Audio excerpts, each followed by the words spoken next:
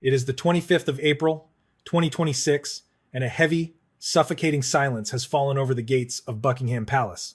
For years, the world has watched the slow-motion collapse of a thousand-year-old dynasty, but what leaked from the inner sanctums of the Windsor estate this morning is not just another tabloid headline. It is a seismic shift that threatens to rewrite the future of the British crown. Reports have begun to circulate, whispered by those closest to the sovereign, that King Charles III has finally done the unthinkable. He has allegedly signed a formal decree that effectively erases Prince Harry and Meghan Markle's children, Archie and Lilibet, from the royal line of succession.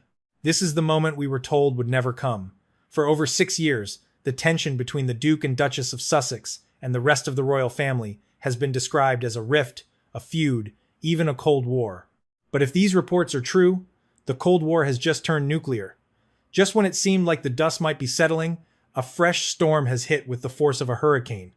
This is not just about titles anymore.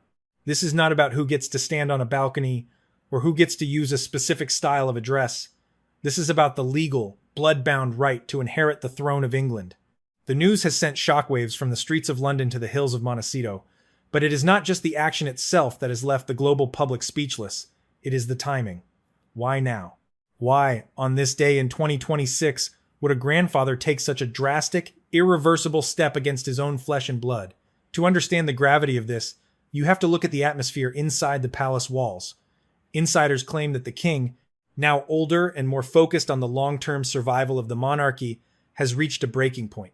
The constant legal battles, the streaming documentaries, and the perceived rejection of royal life by the Sussexes have led to a decision that many are calling the ultimate pruning of the family tree. But there is a darker layer to this story. It involves the way Meghan Markle has responded to this alleged move.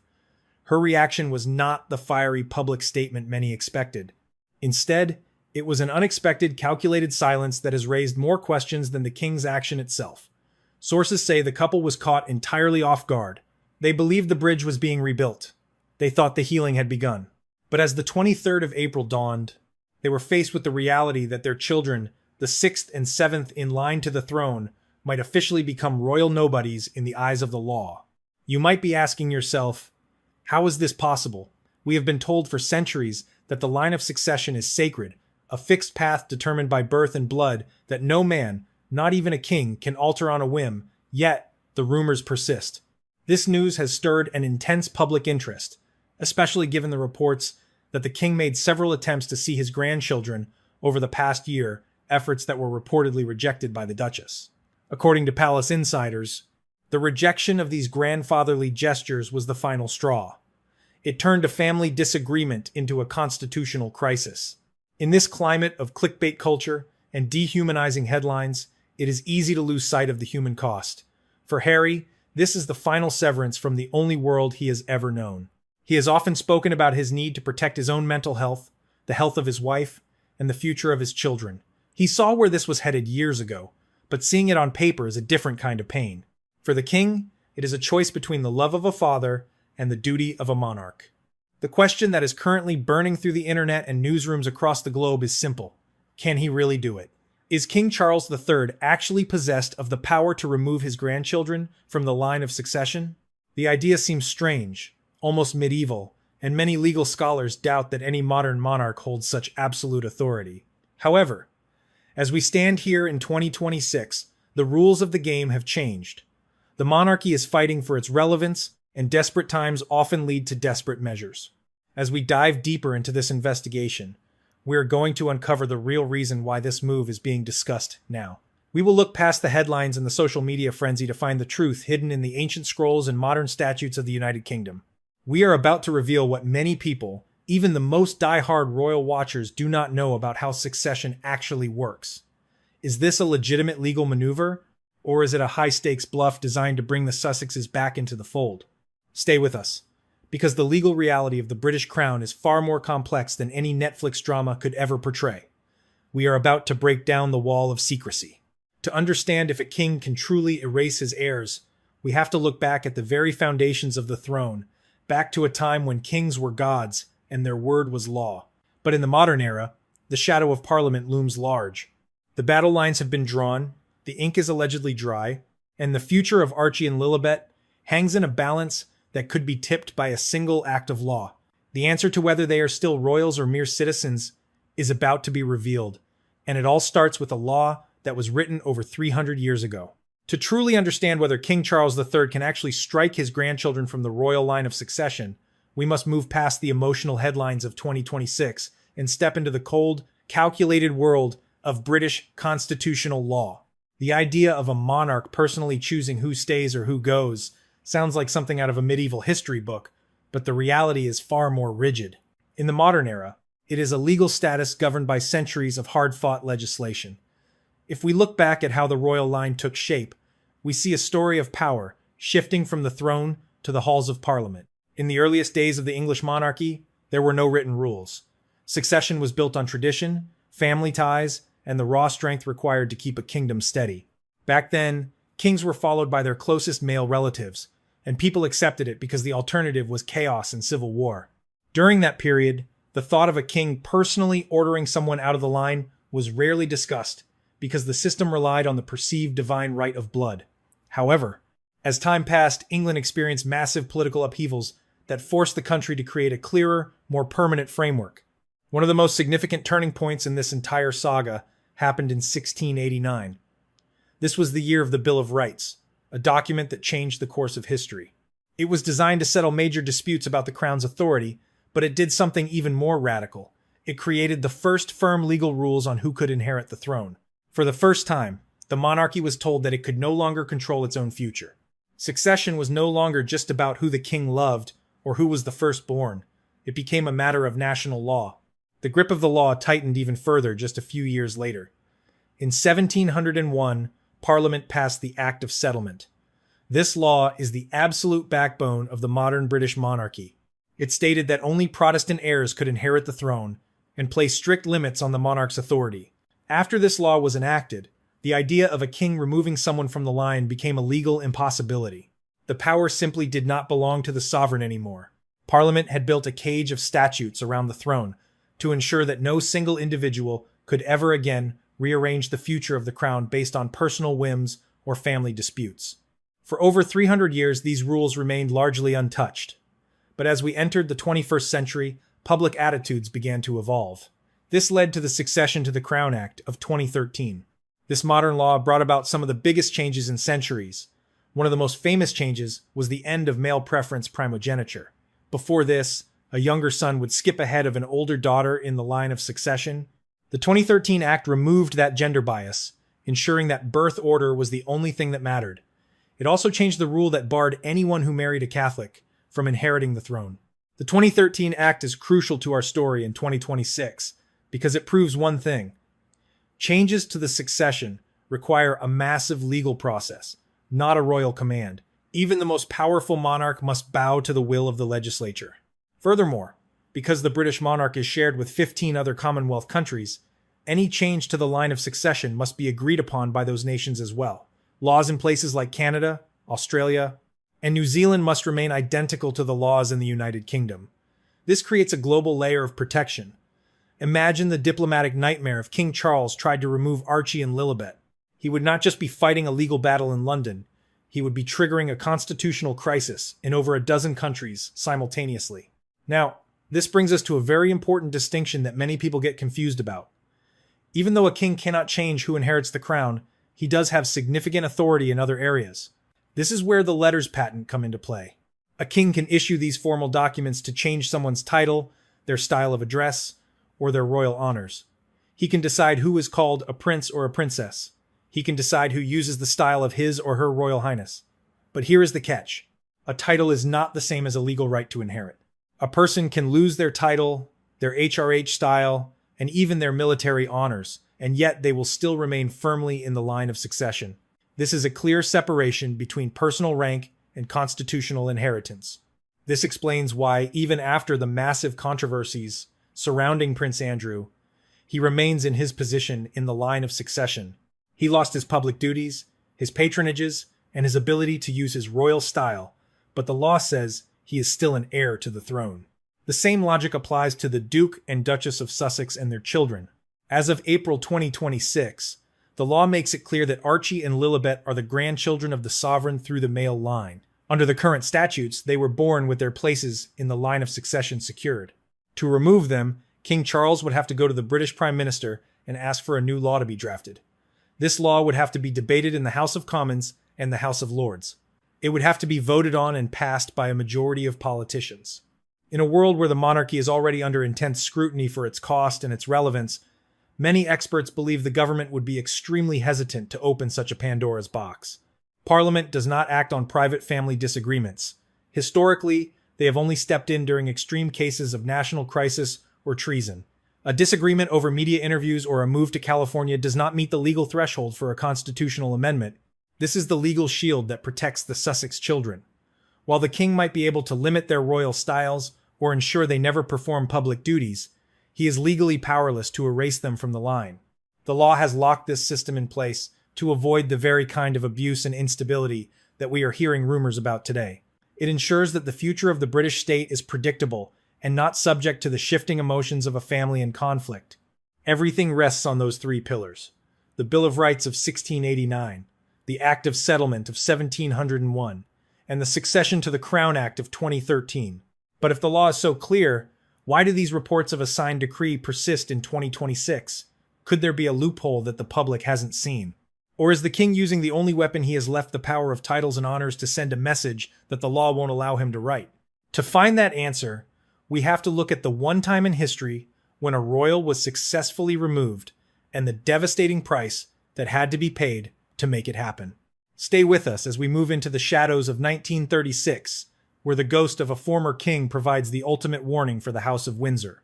To understand the shadow hanging over the House of Windsor on this 23rd day of April, 2026, one must realize that history is not just a collection of dates. It is a graveyard of broken crowns and shattered reputations. While the legal statutes we discussed may seem like an impenetrable fortress, the past shows us that there are ways to dismantle a royal identity without ever touching the formal line of succession. When people whisper about the invisible decree signed by King Charles, they are often unknowingly referencing the ghosts of three specific individuals whose lives provide the ultimate blueprint for what is happening to Harry, Meghan, and their children today. The first and most terrifying ghost is that of Edward VIII. In 1936, the British Empire was plunged into a crisis that nearly ended the monarchy. Edward, a charismatic and popular king, chose his heart over his crown. He wanted to marry Wallis Simpson, an American woman who had been divorced twice. The government, the church, and the royal household stood in his way. Many believe Edward simply walked away, but the truth is far more clinical and colder. He could not just quit.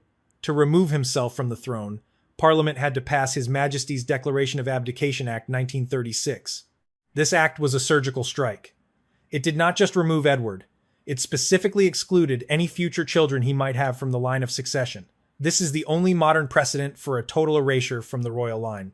It proved that for a royal to truly disappear, the entire machinery of the British state must be mobilized. As we look at the situation in 2026, the comparison is haunting. While Harry has not abdicated a throne, his stepping back in 2020 has been treated by the establishment as a soft abdication. The ghost of 1936 warns us that once the state decides you are no longer part of the firm, they can build a legal wall so high that your descendants will never be able to climb over it. But if Edward VIII is a story of total exclusion, the second ghost, Princess Diana, is a story of branding execution. In 1996, following her divorce from the then Prince Charles, Diana was subjected to a move that many believe the king is now replicating with Meghan Markle. She was stripped of her Royal Highness style. To the average person, this might seem like a minor change in etiquette, but in the world of the royals, it was a devastating blow. Losing the HRH meant that Diana was no longer officially part of the royal family. She was required to curtsy to her own husband and, even more painfully, to her own children in formal settings. It was an attempt to isolate her and reduce her to a private citizen while she was still one of the most famous women on earth. In 2026, we see this pattern repeating. While Archie and Lilibet may technically be in the line of succession, the alleged decree by King Charles focuses on the style and status. If the king removes their ability to be called prince or princess, he is effectively using the Diana protocol. He is letting them keep their place in line, but he is stripping them of the armor that protects their royal identity. It is a way of making them invisible without technically breaking the law. The third ghost is perhaps the most relevant to the current anger felt by the public, the ghost of Prince Andrew's career. The Duke of York provides the living proof of the succession shield we mentioned earlier. Despite the catastrophic fallout from his personal associations and the subsequent legal settlements, Andrew remains a prince, he remains a duke, and he remains firmly in the line of succession. In 2022, he was stripped of his military affiliations and his use of the HRH style in an official capacity. He was cast into the outer darkness of royal life. Yet, as of today in 2026, he still sits in his place in the order of inheritance. Why? Because the monarchy knows that to move against Andrew's legal rights would require a debate in Parliament that would expose all the family's dirty laundry to a public vote. The king's alleged move against the Sussex children is being viewed through this lens of hypocrisy. Critics ask, how can the king move to sideline two innocent children in California while the Duke of York remains protected by the very same laws? This disparity is what has turned the invisible decree into such a volatile issue. It is not just about Harry and Meghan. It is about the perceived unfairness of a system that protects a disgraced brother but penalizes a distant son. These ghosts tell us that the king is playing a very dangerous game of social versus legal standing. In the royal world, there is a concept called the Great Decoupling. This is when a monarch decides to separate the bloodline from the business. King Charles has spent the last 2 years, from 2024 to 2026, streamlining the monarchy. He wants a slimmed-down firm. By using the precedent set in 1936 and 1996, he is trying to create a two-tier system. Tier 1 consists of the working royals, those who carry the HRH, those who represent the crown, and those who are useful. Tier 2 consists of the private royals, those who have the blood, but none of the power, none of the titles, and most importantly, none of the protection. This brings us back to the shocking reaction from Meghan Markle that has left many speechless on this April morning. She is a student of history herself. She knows that once a royal child is detitled, they are rarely ever brought back into the fold. She sees the ghost of Diana in her own mirror. The unexpected nature of her response, the calculation behind her silence, suggests that she and Harry are preparing their own constitutional counterattack. If the king has truly signed a document that targets the status of Archie and Lilibet, he is not just fighting his son, he is fighting the very laws that keep his own throne secure. You cannot pick and choose which parts of the act of settlement to follow without calling the whole institution into question. As we stand in 2026, the House of Windsor is haunted by its past mistakes. Every time they have tried to cast someone out, it has come back to haunt them. But as we are about to see, the fight over names and titles is only the tip of the iceberg. There is a much more practical, much more expensive war being waged in the shadows. It is a war over security and sovereignty. While the king may be worried about the line of succession, Prince Harry is worried about something much more immediate, the physical safety of his family and the shrinking balance of his bank account. We are about to move into the fourth part of our investigation, where we uncover how the financial void created by the king in 2025 has pushed the Sussexes to a point of no return. The ghosts of the past have set the stage, but the cold reality of the present is about to take center stage. Stay with us as we reveal the money and blood factor that is truly driving this 19-month-long conflict. While the legal battles over history and the ghosts of abdicated kings provide a dramatic backdrop, the true war being waged in 2026 is found in two much more visceral arenas: the safety of one's family and the cold reality of the bank balance. As we sit here on this 23rd of April, we are witnessing the culmination of a 6-year financial and physical decoupling that has left the Duke and Duchess of Sussex in a precarious position. When we speak of the invisible decree signed by King Charles, we must understand that its primary impact is not just a change in status. It is the final withdrawal of the state's protective and financial umbrella. To understand the intensity of Prince Harry's current anger, we have to look at the security war, a conflict that has cost him millions of pounds in legal fees and years of emotional turmoil. This battle began in earnest in 2020, the moment the couple moved to the United States and were told that their taxpayer-funded security would be stripped away. For Harry, this was not a matter of luxury, it was a matter of life and death. He has repeatedly invoked the memory of his mother, insisting that he will not allow history to repeat itself. By 2024, the legal system in the United Kingdom had delivered several crushing blows to the prince. The High Court ruled that the decision by the Royal and VIP Executive Committee, known as REVEC, to downgrade his security was not unlawful. Harry had even offered to pay out of his own pocket for specialist police protection, a request that was flatly denied by the Home Office. The government argued that the British police are not guns for hire for the wealthy, regardless of their royal blood. As we move through 2026, this security vacuum has become the red line in the sand. If the king's alleged new decree removes Archie and Lilibet from the royal sphere, it provides the legal justification for the state to permanently deny them any form of protection on British soil. To Harry, this isn't just a political move. It is a grandfather, leaving his grandchildren exposed to the very wolves he spent his life fleeing. But the security war is only half of the story. The other half is the financial void. For decades, Harry's life was funded through two primary channels, the sovereign grant and the Duchy of Cornwall. The sovereign grant is the taxpayer-funded pot that covers the official duties of the working royals. When the couple stepped back in 2020, that tap was turned off instantly. However, the more significant blow was the loss of funding from the Duchy of Cornwall. This private estate, which produces tens of millions of pounds in annual income, was passed from Charles to William when the king ascended the throne.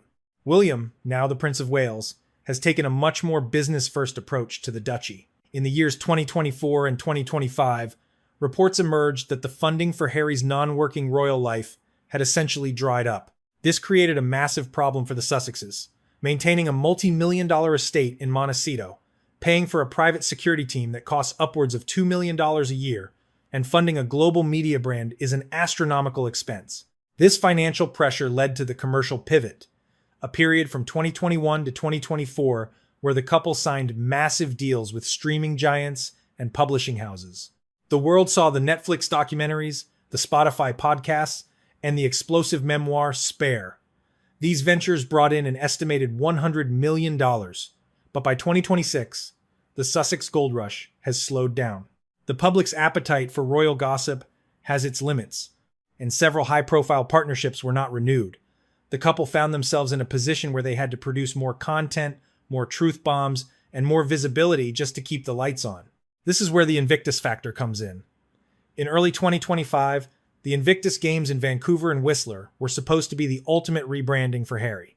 It was an opportunity to show the world that he was a humanitarian leader, not just a disgruntled son. While the games were a logistical success, the media coverage was once again dominated by the rift with the king. Behind the scenes, the king was reportedly watching closely.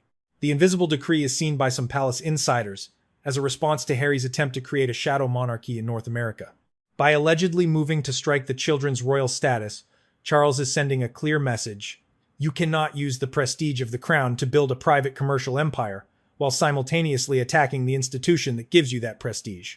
The timing of this news on the 23rd of April is also tied to the 2025 financial audit of the royal household. The king has been obsessed with a slimmed-down monarchy, a vision he has held for over 30 years. He believes that a smaller, more efficient royal family is the only way to survive the Republican sentiments growing in the United Kingdom. In his mind, every pound spent on security or administration for non-working royals is a pound that could be used to justify the monarchy's existence to the public. Harry, Meghan, and their children are, in the cold language of accounting, liabilities rather than assets.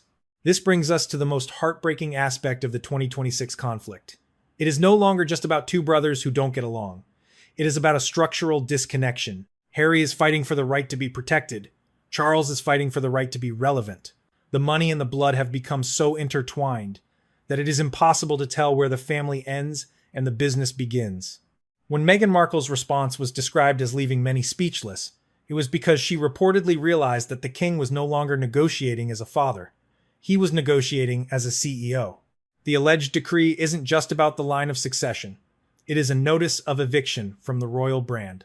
If the children are no longer royal highnesses, they no longer have a claim to the international diplomatic protections that come with that status.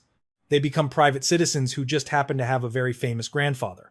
As we move toward the final chapter of this investigation, we have to ask, what is the end game? Is there any way back from this financial and physical exile? Or has the king's invisible decree finally severed the last thread? We are about to look at the 2026 ultimatum, where we explore the possibility of a total renunciation of titles and what that would mean for the future of the British throne. The stakes have never been higher, and the clock is ticking toward a resolution that will change the face of the monarchy forever. We are entering the endgame, where the money and blood war finally reaches its breaking point. Stay with us for the final revelation.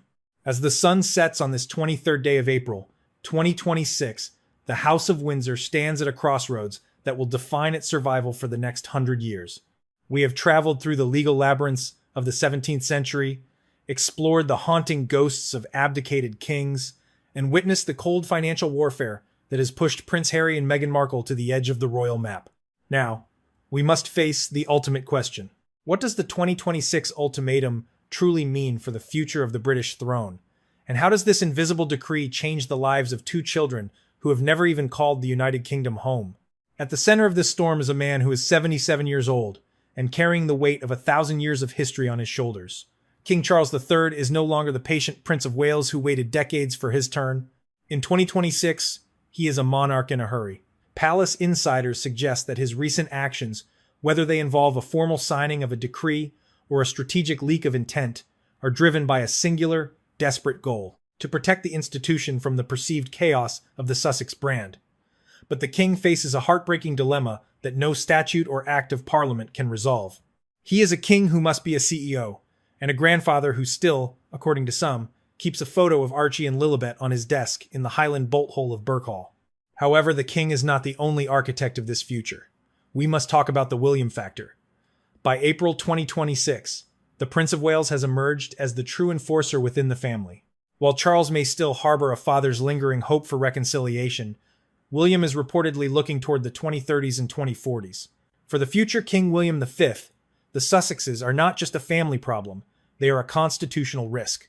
William's vision for a slimmed-down monarchy is even more radical than his father's. He sees a future where only those who are all in get to carry the titles and the protection of the crown. In this vision, there is no room for half-in, half-out royals living 5,000 miles away. This brings us to the final truth about the line of succession. Despite the feverish headlines and the speculation about King Charles signing a rule to remove the children, the legal reality remains unchanged on this 23rd of April. Archie and Lilibet remain 6th and 7th in the line of succession. The invisible decree is likely not a legal document that overrides the act of settlement because, as we have learned, the king does not have that power. Instead, it is a social decree. It is an official declaration that these children will never be royal highnesses, they will never represent the crown, and they will be treated by the institution as private citizens of the United States. The shockwaves from Meghan Markle's response come from her realization that the social decree is, in many ways, more powerful than a legal one. By stripping the children of their royal status in the eyes of the public, the king is effectively deplatforming them from the royal brand. This leads us to the what-if scenario that is currently being debated in the highest circles of power. What if Harry and Meghan decide to take the ultimate step? What if, in response to this ultimatum, they voluntarily renounce their own titles of Duke and Duchess of Sussex? In 2026, this is the nuclear option. If Harry were to give up his titles and his place in the line of succession voluntarily, it would be the first such act since 1936. It would signal a total and final divorce from the United Kingdom. But it would also make them more dangerous to the monarchy than ever before. As Prince Harry, he is bound by a certain level of traditional expectation. As Mr. Harrison Mountbatten Windsor, a private citizen with the ultimate insider story, he would be completely unshackled. The king's move to sideline the children might have been intended to bring peace, but it may have inadvertently created a new, more powerful rival court in North America, an American royalty that answers to no one. The impact on the Commonwealth cannot be ignored either. In 2026, countries from Jamaica to Australia are watching how the king treats his own family. Many of these nations are currently debating whether to become republics. To them, the drama of the invisible decree looks like an ancient institution struggling to adapt to a modern, multicultural world. If the king is seen as being too harsh on his only biracial grandchildren, it could be the final catalyst for several nations to sever their ties with the British crown forever. The Sussex conflict is no longer a private family matter. It is a diplomatic wildfire that threatens the very map of the British Empire. So, as we conclude this investigation, where does the truth lie? The real reason King Charles took this step, now this bold move that has left us all speechless, is a mixture of fear and duty. Fear that the monarchy will be drowned out by the noise of celebrity culture, and a duty to ensure that the crown passes to William and then to George with as little baggage as possible. The king has chosen to sacrifice his relationship with his younger son and his grandchildren to save the firm. It is a cold, clinical decision that mirrors the decisions made by kings for centuries. But history rarely stays in the boxes we build for it. The line of succession is protected by law, but the heart of a people is won through emotion. By April 2026, the public is deeply divided. Some see Charles as a strong leader making tough choices. Others see him as a cold patriarch repeating the mistakes of the past. The invisible decree may have been signed, the titles may have been limited, and the financial taps may have been turned off, but the story of Archie and Lilibet is far from over. They are the princes across the water, for the digital age royals by blood, Americans by birth, and a permanent question mark hanging over the future of the House of Windsor.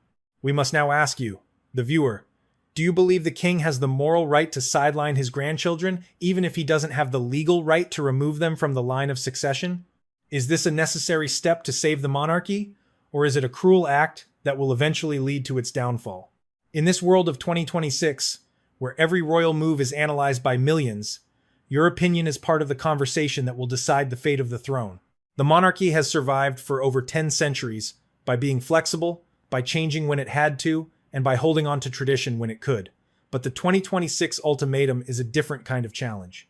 It is a clash between the ancient law of the land and the modern law of the heart. King Charles may have the ink and the seal, but Harry and Meghan have the platform and the public's fascination. Don't forget to like this video and subscribe to our channel as we continue to track every development in this unfolding constitutional crisis. This is a story that changes every hour, and we will be here to bring you the truth behind the palace walls. Also, click on the next video on your screen right now. It dives even deeper into the secret meetings between William and the Prime Minister regarding the future of the Sussex titles. You won't want to miss it. Thank you for joining us on this journey through the money, blood, and law of the British Crown. The 23rd of April may be ending, but the storm is only just beginning. The air inside the hallowed halls of the United Kingdom's power structures has grown cold. Not from the chill of a London spring, but from the weight of a decision that has been centuries in the making. As of today, the 27th of April, 2026, the era of hesitation has officially come to an end. This is not the loud, clashing sound of a royal proclamation shouted from a balcony. Instead, it is something far more devastating, the quiet, clinical finality of a legal decree. Prince William, the Prince of Wales, and the man who now stands as the iron-willed guardian of the monarchy's future, has made his move. The order has been signed, the line has been drawn, and the consequences are shaking the House of Windsor to its very foundation. For years, the world watched as a family feud played out like a high-stakes soap opera across our screens. We saw the interviews, read the memoirs, and witnessed the slow-motion car crash of a brotherhood being torn apart. But what is happening right now is different. This is no longer about hurt feelings or private arguments over dinner. This is a constitutional cleansing. William is moving to formally and permanently remove the royal titles of his niece and nephew, Archie and Lilibet Mountbatten Windsor. To many, this feels like a final strike against a brother who chose a different path. But for those who understand the inner workings of the palace, it is a desperate, necessary surgery to save the institution itself. The timing of this move is anything but accidental.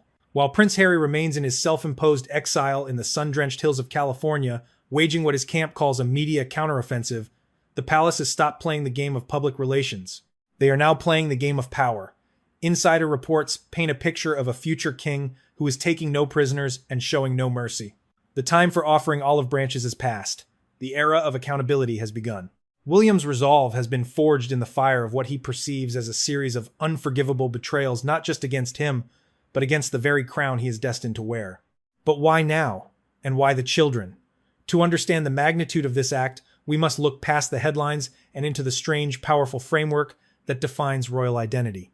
In the world of the monarchy, a title like Prince or Princess is not merely a fancy prefix for a birth certificate. These are legal entities governed by ancient and specific documents, most notably the 1917 letters patent issued by King George V. That decree was created during the height of the First World War, a time of immense global instability, to streamline the royal family and ensure its survival. It was designed to make the monarchy clear, efficient, and above all, relevant. Under those rules, the status of Archie and Lilibet was always a subject of intense debate.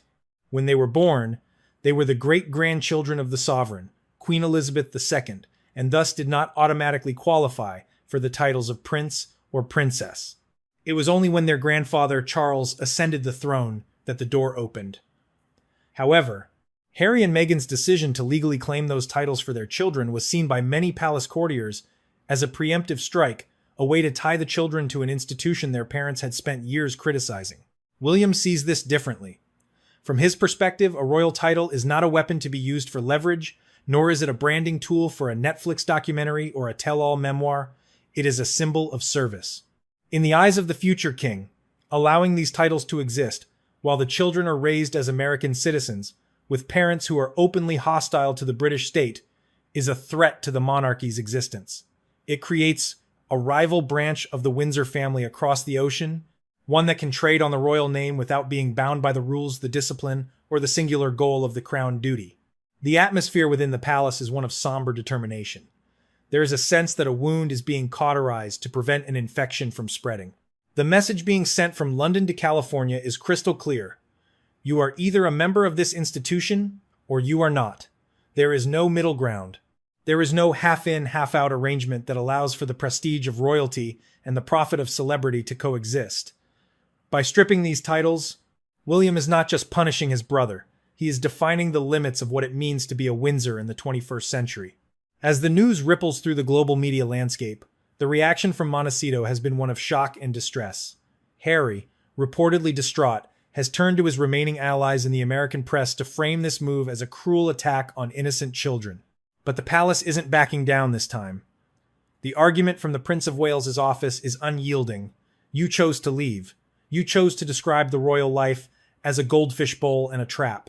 You cannot claim the rights of an organization you have worked so hard to deconstruct. This is the beginning of a transformation that will change the monarchy for the next 100 years. It is the moment the future king stopped being a brother and started being a sovereign. As we dive deeper into this story, we will uncover the secret betrayals, the financial scandals, and the personal heartbreaks that led to this unprecedented move. The long cold war of the Windsors has finally turned into a hot conflict, and the map of the British monarchy is being redrawn before our very eyes. This is only the first chapter in a story of power, legacy, and the high price of a crown.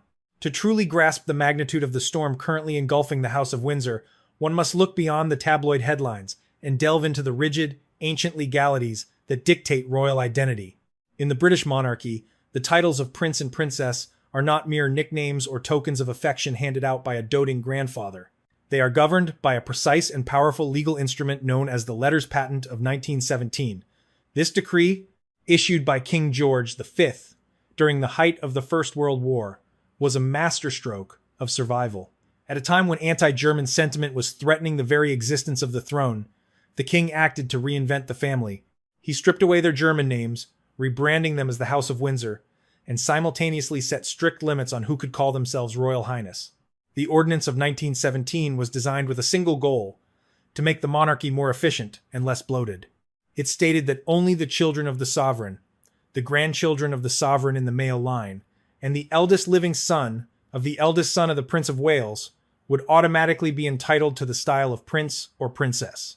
This specific phrasing is exactly why the status of Harry's children became a point of such bitter contention. When Archie and Lilibet were born, they were the great-grandchildren of Queen Elizabeth II. By the letter of the 1917 law, they were not entitled to be called prince or princess.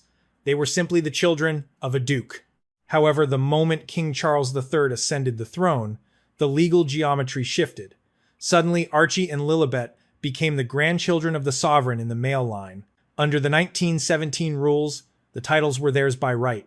But what happened next is what many constitutional experts describe as a preemptive strike. Rather than waiting for a formal discussion with the king, Harry and Meghan made the choice to legally and publicly adopt the titles for their children on their own terms. It was a move designed to lock in their status before any new reforms could be enacted. In the eyes of the palace, this was not an act of family pride, but a strategic maneuver to ensure their children remained marketable as royal commodities in the United Kingdom and beyond. To see how differently this could have been handled, we only need to look at Prince Edward and his wife Sophie. When they married, they made a conscious decision for their children, Lady Louise and James, the Earl of Wessex. Although their children were grandchildren of Queen Elizabeth II and could have claimed royal titles, Edward and Sophie chose to raise them as the children of an earl. They were given the option to choose their own path when they turned 18, but both have notably opted for lives of professional seclusion rather than royal fanfare. This was done out of respect for the slimmed-down monarchy that King Charles had long championed. Harry and Meghan, however, chose the opposite path, and it is that very choice that has now placed them in William's legal crosshairs. While the letters patent of 1917 established the current rules, they are not written in stone. Constitutional experts agree that the sovereign, and by extension, the heir acting with the sovereign's authority, possesses the royal prerogative to issue fresh letters patent at any moment. This power allows the king to grant or revoke titles with the mere stroke of a pen. It is a power rarely used, reserved for times of extreme institutional crisis. We saw a version of this in 1936, when the abdication of King Edward VIII led to his transformation into the Duke of Windsor, a move that effectively exiled him from the functional heart of the family forever. More recently, we have seen this nuclear option exercised in other European houses. Queen Margrethe II of Denmark made shockwaves when she stripped the princely titles from 4 of her grandchildren.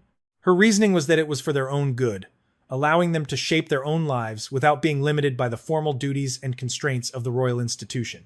But inside the halls of Windsor, the motivation behind William's current move is perceived quite differently. This is not about freeing Archie and Lilibet. It is about containing the damage.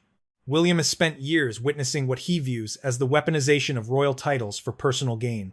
In his perspective, the currency of their royal status has been the primary engine driving everything from multi-million-dollar Netflix deals to tell-all memoirs. By allowing Archie and Lilibet to retain their titles while being raised as American citizens with zero intention of ever serving the British public, William believes the institution is being diluted. He sees a dangerous precedent, a branch of the family that operates as a private commercial entity under the Windsor name, but without the rules, the discipline, or the oversight that every other working royal must follow. The removal of these titles is the ultimate assertion of authority. It is a clear, legal statement that there is no middle ground in the 21st century monarchy. You are either a servant of the crown or you are a private citizen. By invoking the spirit of 1917 and preparing to issue new decrees for the modern era, William is ensuring that the royal brand cannot be franchised out to the highest bidder in Hollywood. The legal war is just beginning, but for the Prince of Wales, the goal is simple. The crown must be protected, no matter the cost to his own family tree. While the legal battles over titles are fought in the silent chambers of the courts, a far more damaging war is being waged in the ledgers and bank accounts of the Sussex Empire. For Prince William, the true measure of a man's character is not found in the names he carries, but in how he handles the trust of the public. As we sit here in April of 2026, a new and devastating chapter of this saga has emerged, shifting the narrative from a mere family spat to a full-blown indictment of professional ethics and financial integrity. This is the story of how the soft power of the monarchy was allegedly weaponized for private gain, and it centers on the one thing Prince Harry once called his life's work, the charity known as Centibale.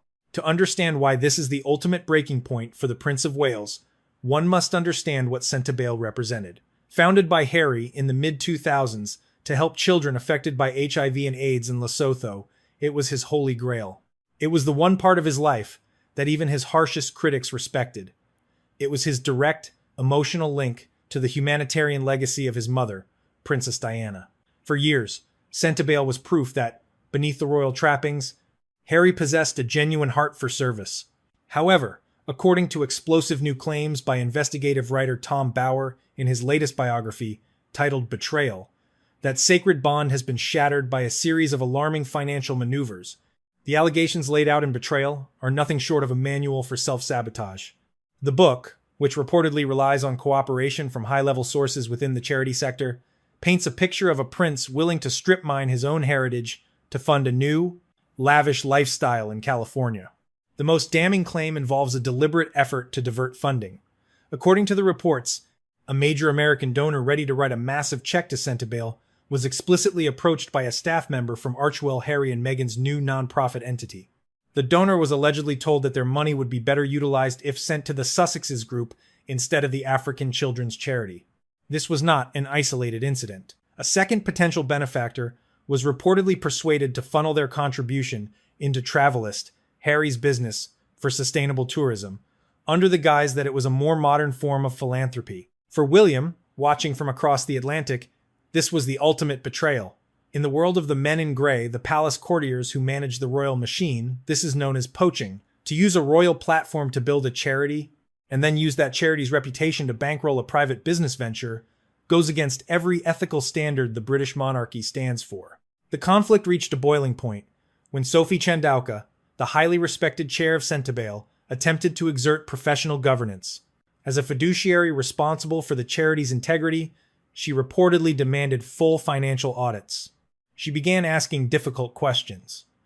Why were certain individuals, described as close friends of the Duke of Sussex, receiving six-figure salaries and luxury perks while the charity's primary mission was underfunded instead of transparency? She was met with hostility.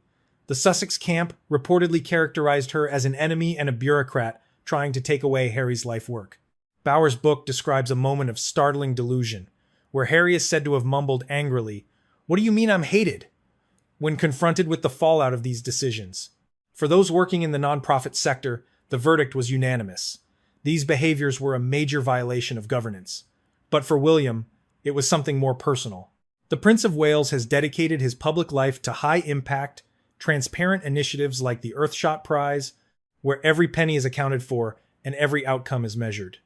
He views the monarchy's power as a finite resource that must be spent solely on the public good.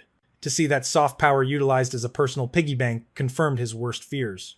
This financial treachery, as it is being called in palace circles, is Exhibit A in William's case for a total severance of ties. It proves that the Sussexes' departure from the United Kingdom was never about seeking privacy or escaping the goldfish bowl of royal life. It was about the freedom to monetize their status without the annoying constraints of oversight and accountability. William has reportedly told confidants that you cannot claim to be a humanitarian while allegedly diverting funds away from vulnerable children to pay for a mansion in Montecito. The implications of this part of the story are what truly changed the game in 2026. It moved the argument away from he said, she said drama into the realm of professional misconduct. It gave William the moral high ground he needed to convince the king and the government that a clean break was the only way forward. The crown cannot be associated with a brand that is perceived to be trading on its name for questionable financial gain. As we conclude this section, the picture becomes clear. The removal of the titles for Archie and Lilibet is not just about the children. It is about cauterizing a connection to a business model that William finds repulsive. He is ensuring that the Windsor name cannot be used as a seal of approval for Archwell or any other Sussex venture. The message is final. If you want to be a private businessman, you must do it on your own merits, without the protection or the prestige of the British throne. The era of royalty for profit is over, and William is the one who has personally pulled the plug. Beyond the sterile courtrooms and the complex ledgers of charitable foundations, there is a darker, more intimate layer to this estrangement, one that strikes at the very heart of what it means to be a parent. For Prince William and Catherine, the protection of their 3 children is not just a personal preference, it is a sacred vow. In the high-stakes world of the British monarchy, the children are the future, the fragile glass ornaments that must be shielded from the winds of scandal. But as the 21st century has progressed, a chilling narrative has taken hold within the private circles of Adelaide Cottage. It is the belief that the malice emanating from California was not just aimed at the institution, but at the children themselves. To understand why William's resolve has turned to iron, one must look at a series of events that have become legendary in palace circles. Events that suggest the mask of the Duchess of Sussex slipped at the most critical moments. The first incident, widely documented and analyzed by millions, occurred on the balcony of Buckingham Palace during Trooping the Colour. In a brief, chaotic moment, a very young Princess Charlotte lost her balance and fell. For any parent, the reaction is instinctual. A collective gasp of worry and a rush to comfort. Every royal on that balcony, from the late Queen to the young pages, showed a flicker of concern. But the cameras caught a different story in the background. While the Wales family scrambled to help the little girl, Harry and Meghan were seen by many to be sharing a private, laughing moment. What supporters called a harmless coincidence, critics and the children's parents saw as a flash of what has been termed a mean girl spirit. It showed a shocking lack of empathy for a child who could have been seriously injured, but that was only the beginning. Fast forward to the solemn, heavy atmosphere of Queen Elizabeth II's state funeral. Amidst a sea of mourning, cameras captured several instances of Meghan staring at Princess Charlotte with an expression that observers described as chillingly rude and hostile.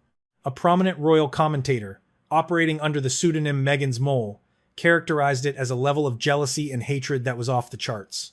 When a single photo is taken, it can be an accident. When dozens of photos from different angles show the same piercing glare directed at a 7-year-old child, it becomes a pattern. For William, these were not just social slights. They were the last straw. The thought that his own brother and sister-in-law were harboring such negativity toward his daughter was unacceptable. It suggested a fundamental breakdown in the family's moral compass.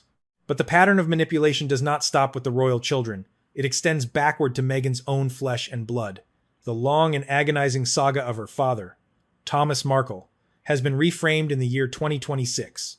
For years, Meghan claimed she was the victim of her father's betrayal when he staged paparazzi photos before her wedding. However, new evidence and testimony from industry insiders suggest a far more cynical truth. A long-held theory, now gaining significant traction, posits that Meghan was not the victim of the setup, but rather its architect. Key to this theory is Jeff Rayner, a photographer from the Coleman Rayner Agency. It has been revealed that Meghan had a professional relationship with Rayner, dating back to her days on the television drama Suits. This same agency later produced a set of candid paparazzi photos of Harry and Meghan walking their dogs in Los Angeles during the height of the global pandemic. In those pictures, despite wearing baseball caps and sunglasses that made them nearly unrecognizable to a stranger, the agency managed to get perfectly framed, high-resolution shots. The conclusion drawn by many, including the Prince of Wales, is that these were not random encounters, but carefully planned photo calls. If Meghan was comfortable working with the very man who supposedly destroyed her relationship with her father, it suggests the entire drama was a Machiavellian trap. The theory is that she, perhaps with the knowledge of her inner circle, lured her father into a situation that would allow her to publicly cut him out of her life while controlling the narrative of her own martyrdom. The royal family, an institution built upon the bedrock of loyalty and lineage, cannot comprehend why someone would execute such a cold-blooded maneuver against their own father. To William, this shows a level of personal ruthlessness and media manipulation that is utterly foreign to the Windsor culture. When he looks toward the future, he sees this same pattern repeating. He sees the alleged betrayal of charities, the coldness toward his children, and the systematic dismantling of her own family. William has concluded that there is no basis of confidence upon which to build any kind of future relationship. You cannot negotiate with someone who views family members as chess pieces to be sacrificed for a better media image. As the sun sets on this chapter of their lives, the Prince of Wales is making it clear the gates of the palace are closed, not because of a lack of love, but because of a total lack of trust. He is no longer just a brother. He is a protector who has realized that the greatest threat to his children's peace may have been inside the house all along. This realization is what has fueled his current drive to remove every remaining link between his family and the Sussexes, ensuring that the mean girl spirit and the manipulative tactics of California can never again touch the future king and queen of the United Kingdom. As we stand here in the late days of April 2026, the golden dream of Montecito has begun to take on a distinctly tarnished hue. For the Duke and Duchess of Sussex, the gamble they took years ago trading the gray stone walls of Windsor for the sun-bleached hills of California is reaching a point of critical failure. They no longer have the protective embrace of the palace, nor do they have the bottomless resources of the sovereign grant. What they have left is a messy, frantic mix of charity announcements, dwindling business ventures, and carefully staged media appearances that feel increasingly desperate. The fractures are not just showing, they are splitting wide open, revealing a reality that is a far cry from the global royalty brand they once envisioned. Nothing illustrates this decline more vividly than their recent attempts to stage what many are calling a pseudo-royal tour of Australia. In the past, a royal visit to the Commonwealth was an event of immense scale, involving state dinners, military honors, and thousands of well-wishers lining the streets. But the Sussex version, set to revolve around a retreat titled Her Best Life, is a shocking departure from that prestige. Instead of the grand state halls of Sydney or Melbourne, the main draw of the event is scheduled to take place in a small, low-quality hotel conference room. It is a visual metaphor for their current status. They are no longer the main event. They are the special guests at a mid-tier seminar. The controversy surrounding this trip deepened when the public learned about the individuals behind the scenes. Gemma O'Neill, the woman tasked with planning this retreat, recently posted a bizarre video in which she admitted she had only recently started researching Meghan Markle. It was a staggering admission for someone managing a global icon. Even more troubling were the reports that O'Neill was facing severe financial difficulties, including significant debts to the Australian tax office. Shortly after these revelations came to light, she vanished from the digital world, deleting her social media profiles and leaving the entire venture looking shaky and unprofessional. The Australian public, known for their straight-talking nature, has reacted with unprecedented skepticism. In a remarkably short amount of time, a petition garnered more than 35,000 signatures, demanding that the trip be fully funded by private donations. The message from the taxpayers was clear. We will not pay for the security or the vanity of two individuals who have no official role in our government. The response from the Sussex delegation was not one of humility or reassurance, but of cold arrogance. A spokesperson issued a curt statement claiming the petition was moot because the excursion was privately funded. This did nothing to quiet the anger. It only reminded the public of previous private trips to Colombia and Nigeria that ended up costing local governments hundreds of thousands of dollars in hidden security costs. For many Australians, this triggered a bitter memory from the 2018 official royal tour, where Meghan was reportedly overheard complaining that she should be getting paid for the walkabouts and public greetings. Now, in 2026, it seems she has finally found a way to get her wish, but at the cost of her dignity. The transition from a princess of the United Kingdom to a speaker in a hotel conference room is a fall from grace that even the most talented Hollywood publicist cannot spin as a success. While Meghan fights to maintain her commercial relevance, Prince Harry is reportedly battling a much more personal and symbolic crisis. In his autobiography Spare, and in various televised interviews, Harry took repeated, mocking aim at his brother's physical appearance, specifically William's alarming hair loss. He described it as a thinning of the link to their mother. But today, as Harry faces the same genetic fate, the irony is not lost on the public. His rapid loss of hair has become a focal point for critics who see it as a form of karmic justice. When you build a brand on tearing down your own brother's vulnerabilities, you lose the right to expect sympathy when those same vulnerabilities come for you. Observers who have seen Harry in recent months describe a man whose face often seems etched with bitterness and anger. The charming rogue of the 2000s, the hero of the military who went by the name Captain Wales, has vanished. In his place is a man who seems to be at war with everything: his family, the British press, and even his own reflection in the mirror. His appearances are no longer characterized by a carefree confidence, but by a defensive, prickly demeanor. He is a man who has realized that while he may have escaped the goldfish bowl, he has landed in a desert where the water is running out. This is the Montecito Gambit, a high-stakes play for independence that has resulted in a slow-motion isolation. William sees this from across the ocean and recognizes it for what it is: a cautionary tale. He sees a brother who has traded a 1,000-year-old legacy for a series of flickering short-term commercial deals. The currency of the Sussexes' royal status is depreciating daily. As their projects fail and their public support thins out like the hair Harry once mocked, the Prince of Wales is moving to ensure that the fallout doesn't touch the crown. The gamble in California is failing, and the House of Windsor always wins in the end. As we reach the final act of this long and painful family drama, a whole new kind of king is being forged in the fires of conflict. As of today, the 27th of April, 2026, the transition is complete. Prince William has emerged from the shadow of his brother's accusations as a leader who is both strong and, when necessary, utterly ruthless. He has faced a crisis that was both deeply personal and profoundly constitutional, and in doing so, he has defined the nature of his future reign. The image of a shy, cautious heir has been replaced by a man who understands that the survival of the monarchy depends on its ability to protect its own integrity. The decision to deprive Archie and Lilibet of their titles will be regarded as the most significant act William undertook during his tenure as the Prince of Wales. This choice is the cornerstone of his legacy. While his grandmother, Queen Elizabeth II, may have been hesitant to take such a step, bound as she was by a genuine fondness for Harry and a lifelong commitment to the never complain, never explain credo, William has realized that the modern era requires a different approach. Silence is no longer enough when the institution is under siege. Action is the only language that the 21st century truly understands.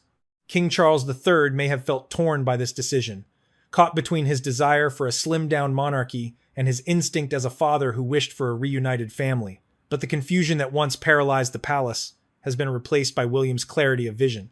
He recognizes that you cannot have a house divided against itself and expect it to stand. By removing the titles, he has effectively cauterized the link between the working monarchy and the commercialized celebrity culture of California. It is a message sent to every member of the royal family, both now and for the next 100 years. The crown is not a franchise, and its prestige cannot be sold to the highest bidder. The formation of a royal organization that is well organized, laser-focused, and entirely committed to public service is the direct result of this leadership. In the future reign of King William V, there will be no room for part-time royalty. There will be no space for those who wish to enjoy the great responsibilities and perks of the royal name without being willing to do the grueling, often thankless work that comes with it. If a member of the family wishes to seek their fortune elsewhere, they are free to do so, but they will do it as private citizens, without the shield of a title or the support of the sovereign. For Archie and Lilibet, the consequences of their parents' choices and their uncle's resolve have led to a final resolution. They will grow up in the state of California as private individuals, their relationship with the ancient institution into which they were born effectively dissolved. While this may seem harsh to some, others see it as a form of mercy. They are being given the chance to live lives defined by their own merits, free from the crushing expectations and the endless scrutiny that a royal title brings.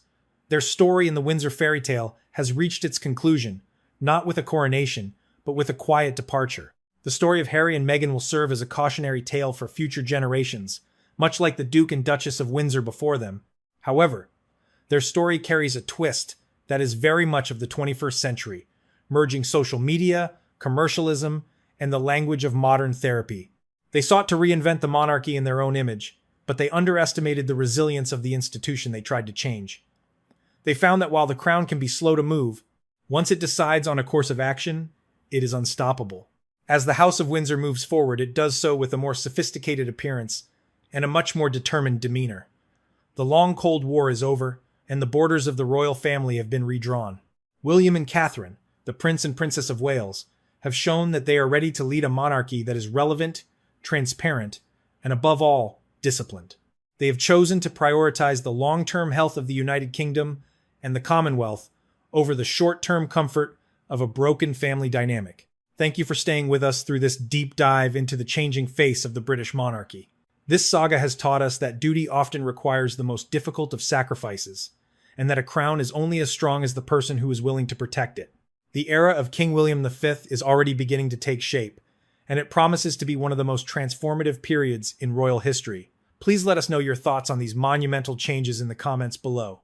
Goodbye for now, and we will continue to bring you the untold stories from the heart of the palace. The end of an era does not always arrive with the thunderous roar of a cannon or the public fanfare of a coronation. Sometimes it arrives with the cold, calculated scratch of a fountain pen on a piece of heavy vellum, delivered with the silent finality of a court decision that no amount of public relations maneuvering can undo. It is the 28th of April, 2026, and the world has just woken up to a tectonic shift in the House of Windsor. This is the moment we all knew was coming, yet the sheer speed and ruthlessness of the move have left even the most seasoned royal observers breathless. Just 1 minute ago, reports emerged from the heart of the palace confirming a major move against Harry and Meghan, a move orchestrated not by a grieving father, but by a future king who has finally run out of patience. Prince William, the Prince of Wales, has officially drawn a line in the sand that will redefine the British monarchy for the next 100 years. The rumors that have swirled through the corridors of power for the last 2 years have finally solidified into a brutal reality. William is moving to formally and legally remove the royal titles of his niece and nephew, Archie and Lilibet Mountbatten Windsor. This is not a mere suggestion, or a threat whispered in the heat of a family argument. This is a constitutional surgical strike, a move designed to cauterize a wound that has been bleeding the institution dry since the couple first departed for California. To understand the gravity of this moment, you must understand the man William has become by this spring of 2026. Gone is the hesitant heir, the brother who once looked for ways to bridge the gap. In his place stands a leader who is taking no prisoners and showing no mercy. Those close to the palace describe a prince who has transitioned into a state of total institutional protection. For William, the survival of the crown outweighs the sentimentality of blood. He has watched for years as the Sussexes utilized their royal status as a weapon and a commodity, and today, he has finally disarmed them. The news has sent shockwaves across the Atlantic to Montecito, where Prince Harry is reportedly waging a furious media counteroffensive. But this time, the usual tactics are failing. The narrative of victimhood that sustained the Sussexes through their documentary series and tell-all memoirs has hit a wall of legal and constitutional finality. The palace is no longer playing defense. By moving against the titles of the children, William is sending a message that is both simple and devastating. You are either a working member of this family, bound by its rules and its discipline, or you are a private citizen with no claim to the majesty of the state. This decision marks the unavoidable end of a rupture that has shaken the Windsor family to its very core. It is the culmination of years of built-up anger, fueled by accusations of racism, the commercialization of ancient culture, and a profound sense of betrayal that has poisoned every attempt at reconciliation. Insider reports paint a vivid picture of a future king who believes the time for offering olive branches has long since passed. This is the beginning of the era of accountability. William is no longer interested in why his brother felt the need to leave. He is only interested in ensuring that those who left cannot continue to profit from the prestige they so publicly disparaged. The legal mechanism behind this move is as fascinating as it is cold. While Harry and Meghan clung to the titles granted under the 1917 letters patent, William has found the constitutional leverage to argue that those titles are not a birthright, but a privilege contingent upon loyalty to the crown. By stripping Archie and Lilibet of their prince and princess status, he is effectively erasing the Sussexes' last remaining link to the sovereign power of the United Kingdom. It is a move that cleans up the organization he is destined to lead, removing the ambiguity of part-time royalty once and for all. In the hills of California, the silence from the Sussex camp is being filled by a desperate scramble for relevance. For years, the titles of their children were seen as their ultimate insurance policy, the golden ticket that guaranteed their status in the elite circles of American society. Without them, they are no longer the exiled royals of a grand empire. They are simply a celebrity couple with an increasingly expensive lifestyle and a diminishing list of influential friends. The irony is not lost on the British public. Harry, who once claimed the best times of his life were when he was simply Captain Wales in the military, is now fighting a losing battle to keep the very labels he claimed were a burden. As we dive deeper into this story, we will uncover the secret meetings, the legal documents, and the private betrayals that led William to this breaking point. This is more than a family feud played out on the global stage. This is a battle for the soul of the monarchy. The Prince of Wales has decided that the crown must be protected at all costs, even if those costs include the permanent alienation of his own brother's children. The line has been drawn, the order has been given, and the House of Windsor will never be the same again. Stay with us as we reveal the untold story of the day the palace finally struck back. To truly grasp the magnitude of the move Prince William is making in this spring of 2026, one must look past the headlines and delve into the strange, ancient, and incredibly potent framework that governs royal identity. The titles of prince and princess are far more than mere ornamental labels or vanity projects for social media bios. They are legal entities governed by a rigid set of rules established over a century ago to ensure the survival and clarity of the British monarchy. At the heart of this constitutional battle lies a specific legal document known as the 1917 Letters Patent, an ordinance issued by King George V during the darkest days of the First World War. It was a time of immense upheaval. Anti-German sentiment was at a fever pitch, forcing the royal family to shed its ancestral name of Saxe-Coburg and Gotha in favor of the quintessentially British name Windsor. King George V knew that for the monarchy to survive a changing world, it had to become leaner, more transparent, and undeniably British. He decreed that the style of royal highness and the titles of prince or princess would be restricted only to the children of the sovereign, the grandchildren of the sovereign in the male line, and the eldest living son of the eldest son of the Prince of Wales. This was the first major effort to slim down the firm, creating a clear boundary between those who were central to the state and those who were merely extended family. The irony of the current crisis is that under these very rules, Archie and Lilibet were not born as prince and princess. At the time of their arrival, they were the great-grandchildren of the sovereign, Queen Elizabeth II, and therefore did not qualify for the high status their parents so desperately craved. It was only upon the passing of the Queen and the accession of King Charles III that they technically moved into the category of grandchildren in the male line. Many palace insiders believe that Harry and Meghan's decision to immediately and legally adopt those titles for their children was a preemptive strike, a desperate attempt to lock in a royal status that they feared might be taken away. Contrast this with the approach taken by Prince Edward and his wife, Sophie. When their children, Lady Louise and James, were born, they were entitled to be prince and princess. However, Edward and Sophie made a quiet, dignified choice to style them as the children of an earl instead. They wanted their children to have the chance at a normal life, free from the crushing weight of royal expectation and the intense scrutiny of the public eye. When Louise and James reached the age of 18, they both chose to remain private citizens rather than claiming their royal birthright. They chose a life of professionalism and seclusion over the glittering but restrictive cage of the monarchy. Harry and Meghan chose the opposite path. They demanded the titles while simultaneously abandoning the duties that give those titles meaning. By 2026, Prince William has viewed this not as a personal choice, but as a direct violation of the social contract that sustains the House of Windsor. Constitutional experts argue that while the 1917 letters patent granted the titles, the sovereign retains the absolute power to issue fresh letters patent to amend or cancel them. This is the nuclear option of royal law, a power rarely invoked and reserved only for times of profound institutional crisis. We saw a version of this in 2022, when Queen Margrethe II of Denmark shocked the world by stripping the princely titles from 4 of her grandchildren. Her reasoning was modern and forward-thinking. She wanted to allow them to shape their own lives without being limited by the formal affiliations and obligations of the royal house. However, William's motivations in 2026 are reported to be far more defensive. From his perspective, the royal brand is being utilized as a weapon to settle personal scores and a currency to fund a lifestyle of Hollywood excess. The Prince of Wales has watched as the currency of prince and princess has been traded for multi-million-dollar Netflix deals, tell-all memoirs, and a never-ending cycle of high-profile interviews. In William's eyes, allowing Archie and Lilibet to hold these titles while being raised as American citizens with zero intention of ever serving the British public creates a dangerous shadow monarchy. It allows a branch of the family to operate a Windsor for-profit enterprise across the Atlantic, one that carries the prestige of the crown without any of the discipline, rules, or the core mission of service that defines the institution. By moving to revoke these titles, William is not just punishing his brother. He is performing a necessary act of constitutional hygiene. He is making it clear that the British monarchy is not a global lifestyle brand to be exploited by those who have walked away from their responsibilities. As we move into this new era, the message from the palace is unambiguous. The titles belong to the state, not to the individual. In the high-stakes game of royal survival, William is proving that he is willing to rewrite the rules of the last 100 years to protect the next 100. This is the moment where the firm proves it is a business of service, not a family business of fame.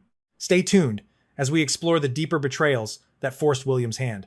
To truly understand why the Prince of Wales has developed a heart of stone by this spring of 2026, one must look far beyond the public spats, the Netflix microphones, and the glossy magazine covers.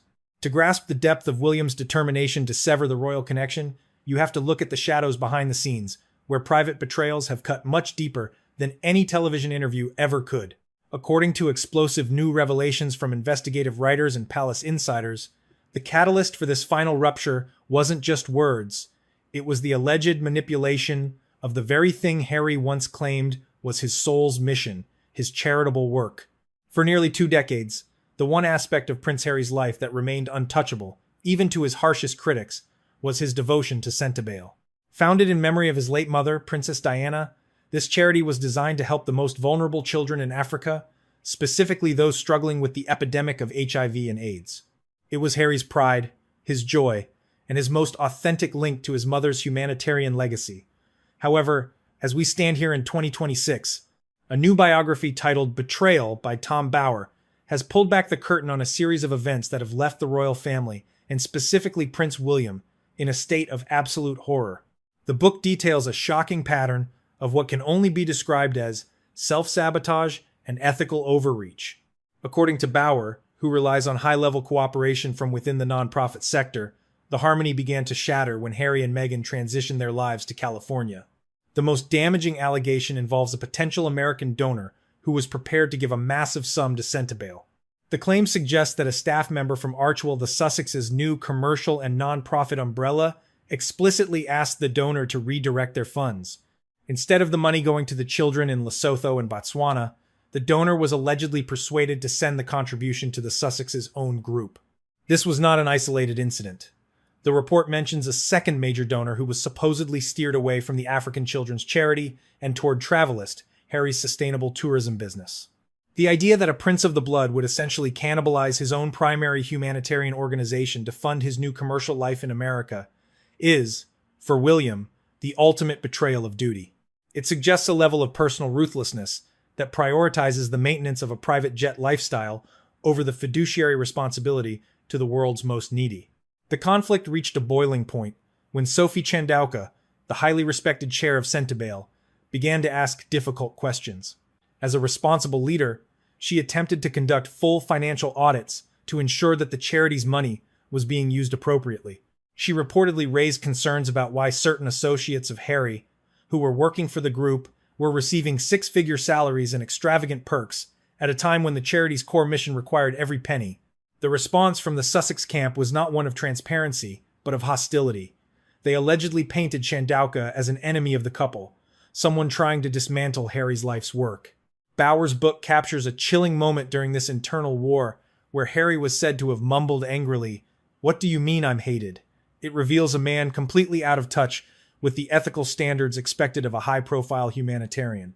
For Prince William, who has dedicated his entire public life to meticulously designed, high-impact initiatives like the Earthshot Prize, this was the end of the line. William understands that the power of the monarchy in the 21st century is soft power, a power built entirely on reputation, trust, and the ability to bring people together for the common good.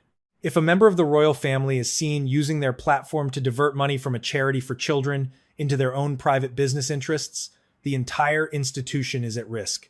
It confirms the worst fears of the men in grey within the palace, who worried from the very beginning that the Sussexes' departure wasn't about seeking privacy, but about making unlimited money off their royal status without any of the oversight that comes with it. In William's view, the Centibale scenario is not just another family argument. It is Exhibit A in the case for why Harry and Meghan can no longer be trusted with any link to the crown, no matter how distant. This alleged financial treachery did not occur in a vacuum. It is part of a dangerous pattern of behavior that the Prince and Princess of Wales have witnessed firsthand. They have seen how the Sussexes operate, building a narrative of malice and untrustworthiness over time through a series of calculated moves. William has realized that you cannot have a working relationship with someone who views an organization as something to be mined for profit rather than served with honor. By 2026, the Prince of Wales has decided that the only way to protect the integrity of the monarchy's charitable brand is to perform a total amputation. The removal of the titles for Archie and Lilibet is the final step in ensuring that no future business deals, no matter how lucrative, can be marketed under the guise of official royal approval.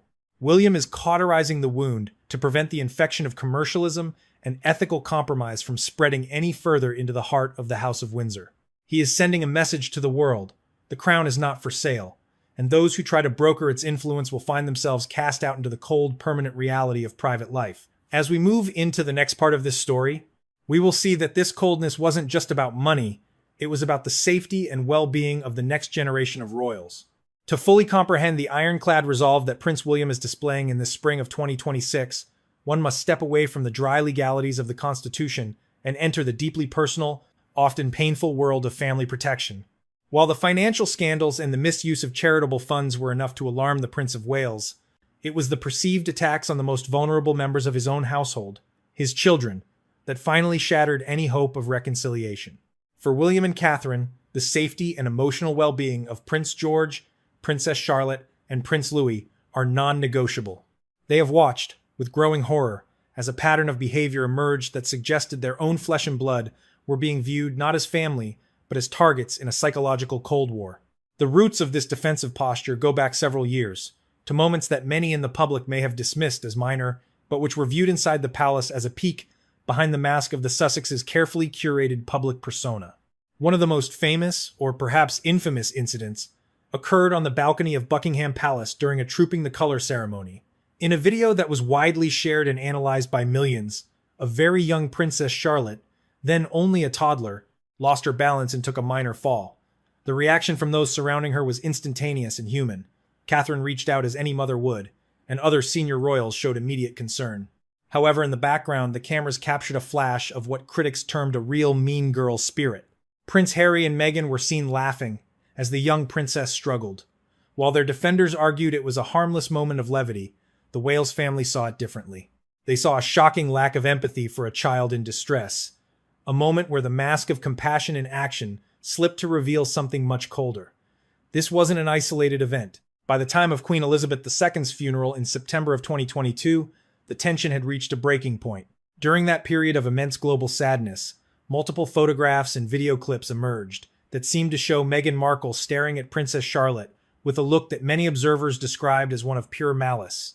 A prominent royal commentator, operating under the pseudonym Meghan's Mole, captured the public's unease by stating that the jealousy and hatred directed toward Princess Charlotte was off the charts. While a single photograph can be misleading, the sheer volume of images from different angles showing the same chilling expression made it impossible for the palace to ignore.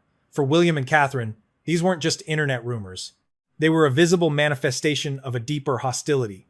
They began to believe that the Sussexes' resentment wasn't just aimed at the institution or the older generation of royals, but was being projected onto the very children who represent the future of the monarchy. This perception of ruthlessness was further solidified by the way Meghan handled her own family, specifically her father, Thomas Markle. The narrative the world was sold was one of a heartbroken daughter whose privacy was betrayed by a father who staged paparazzi photos before her wedding. However, as we look back from the vantage point of 2026, a much more cynical story has taken hold within the inner circles of the House of Windsor.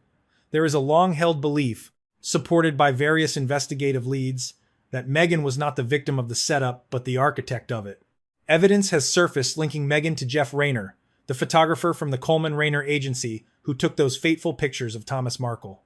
Crucially, Meghan had worked with Rayner years earlier during her time on the television drama Suits.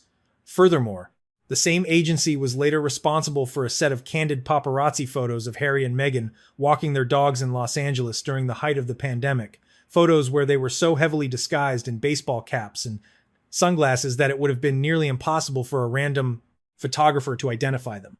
The conclusion drawn by many, including the Prince of Wales, was that Meghan had knowingly lured her own father into a trap. By orchestrating a scandal that she knew would humiliate the monarchy, she created the perfect excuse to cut him out of her life entirely and seize control of the public narrative. To a family like the Windsors, which is built on the bedrock of loyalty and ancestral duty, this level of Machiavellian manipulation was utterly alien. It showed a willingness to sacrifice even one's own father for the sake of media strategy. William looks at this history, the alleged betrayal of her father, the coldness towards Charlotte, and the relentless public attacks on Catherine, and he sees a clear and present danger. He has decided that there is no foundation of trust upon which to build a future relationship. He isn't just stripping titles because of a legal technicality. He is building a fortress. By removing the royal status of Archie and Lilibet, he is creating a permanent barrier between his children and the Sussexes' world of media manipulation and personal ruthlessness. In William's mind, the safety of the crown and the safety of his children are one and the same. He has witnessed how the Sussexes use their proximity to the throne to generate content for their commercial ventures, and he is determined that George, Charlotte, and Louis will not be used as props in the next season of a California-based reality show. This part of the Kirchband is the most emotional because it highlights the transition of William from a grieving brother to a protective father and a sovereign in waiting. He has realized that, in the Game of Thrones, sometimes the only way to win is to stop playing with those who refuse to follow the rules of human decency.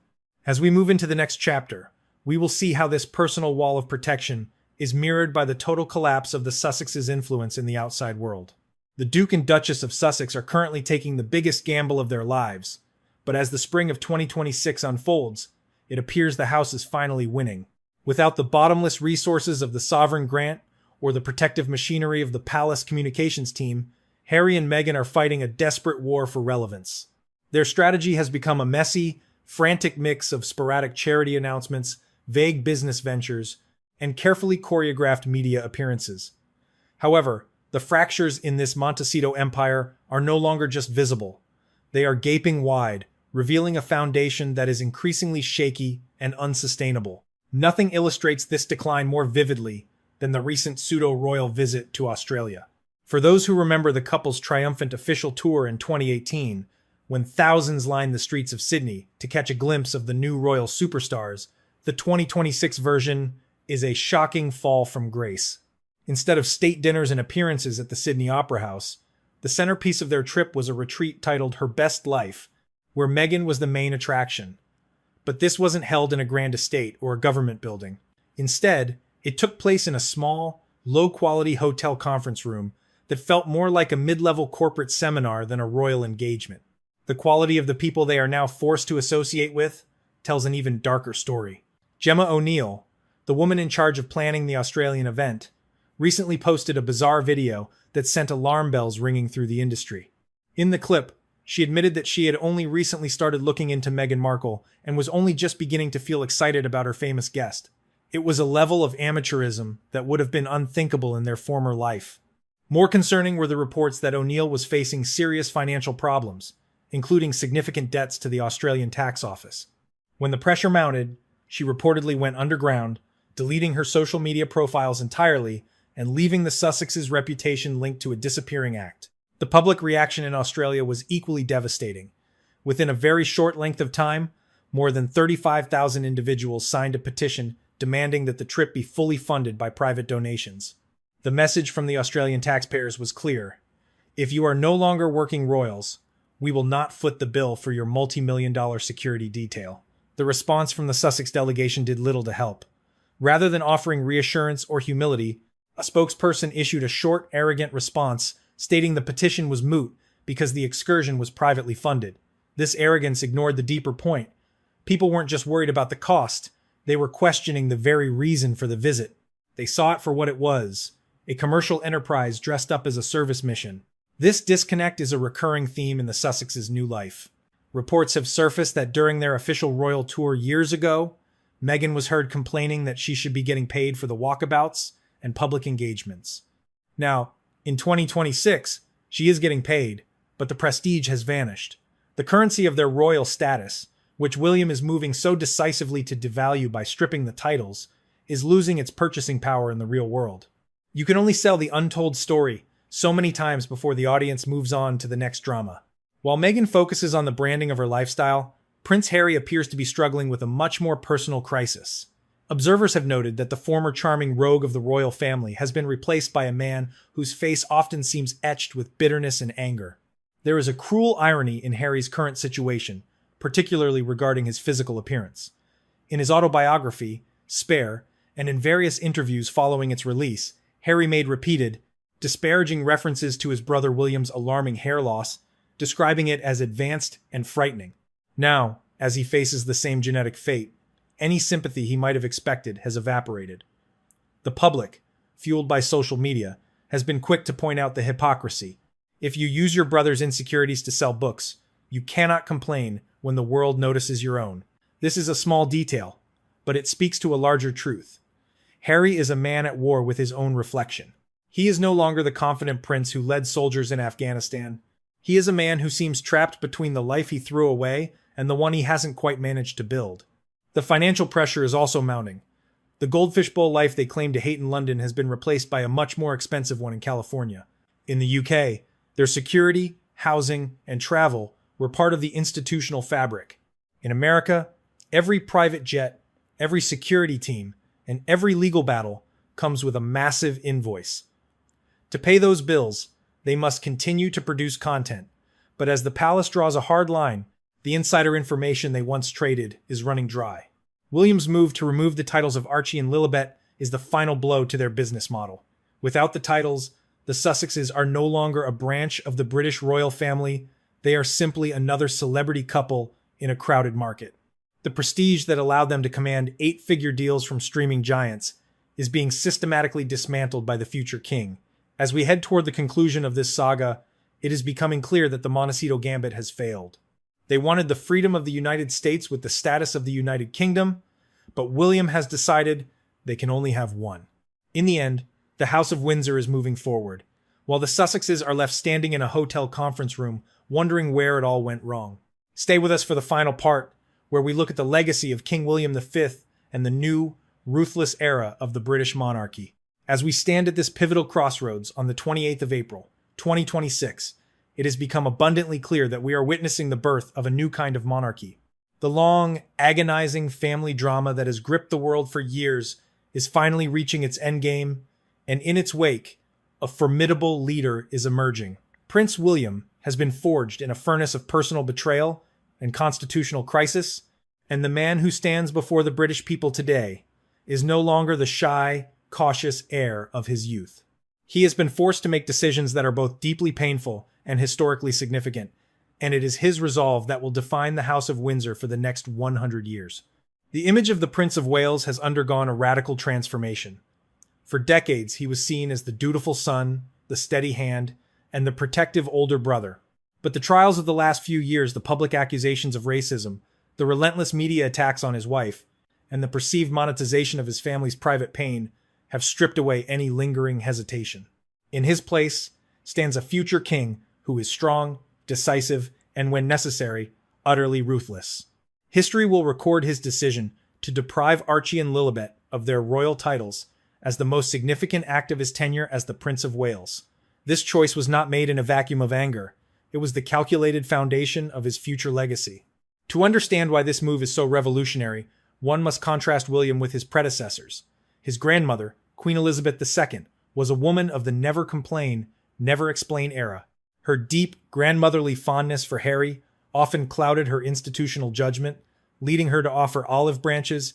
She operated with a hope for reconciliation that was perhaps too optimistic for the modern age of social media and tell-all memoirs.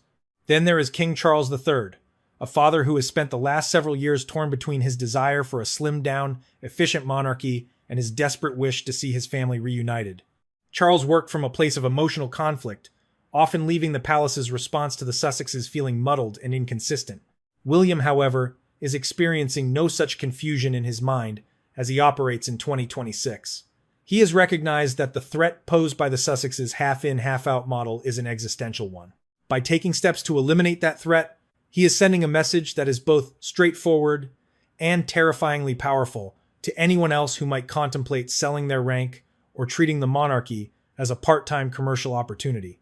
The reign of the future King William V will be characterized by unambiguous boundaries and severe consequences for those who cross them.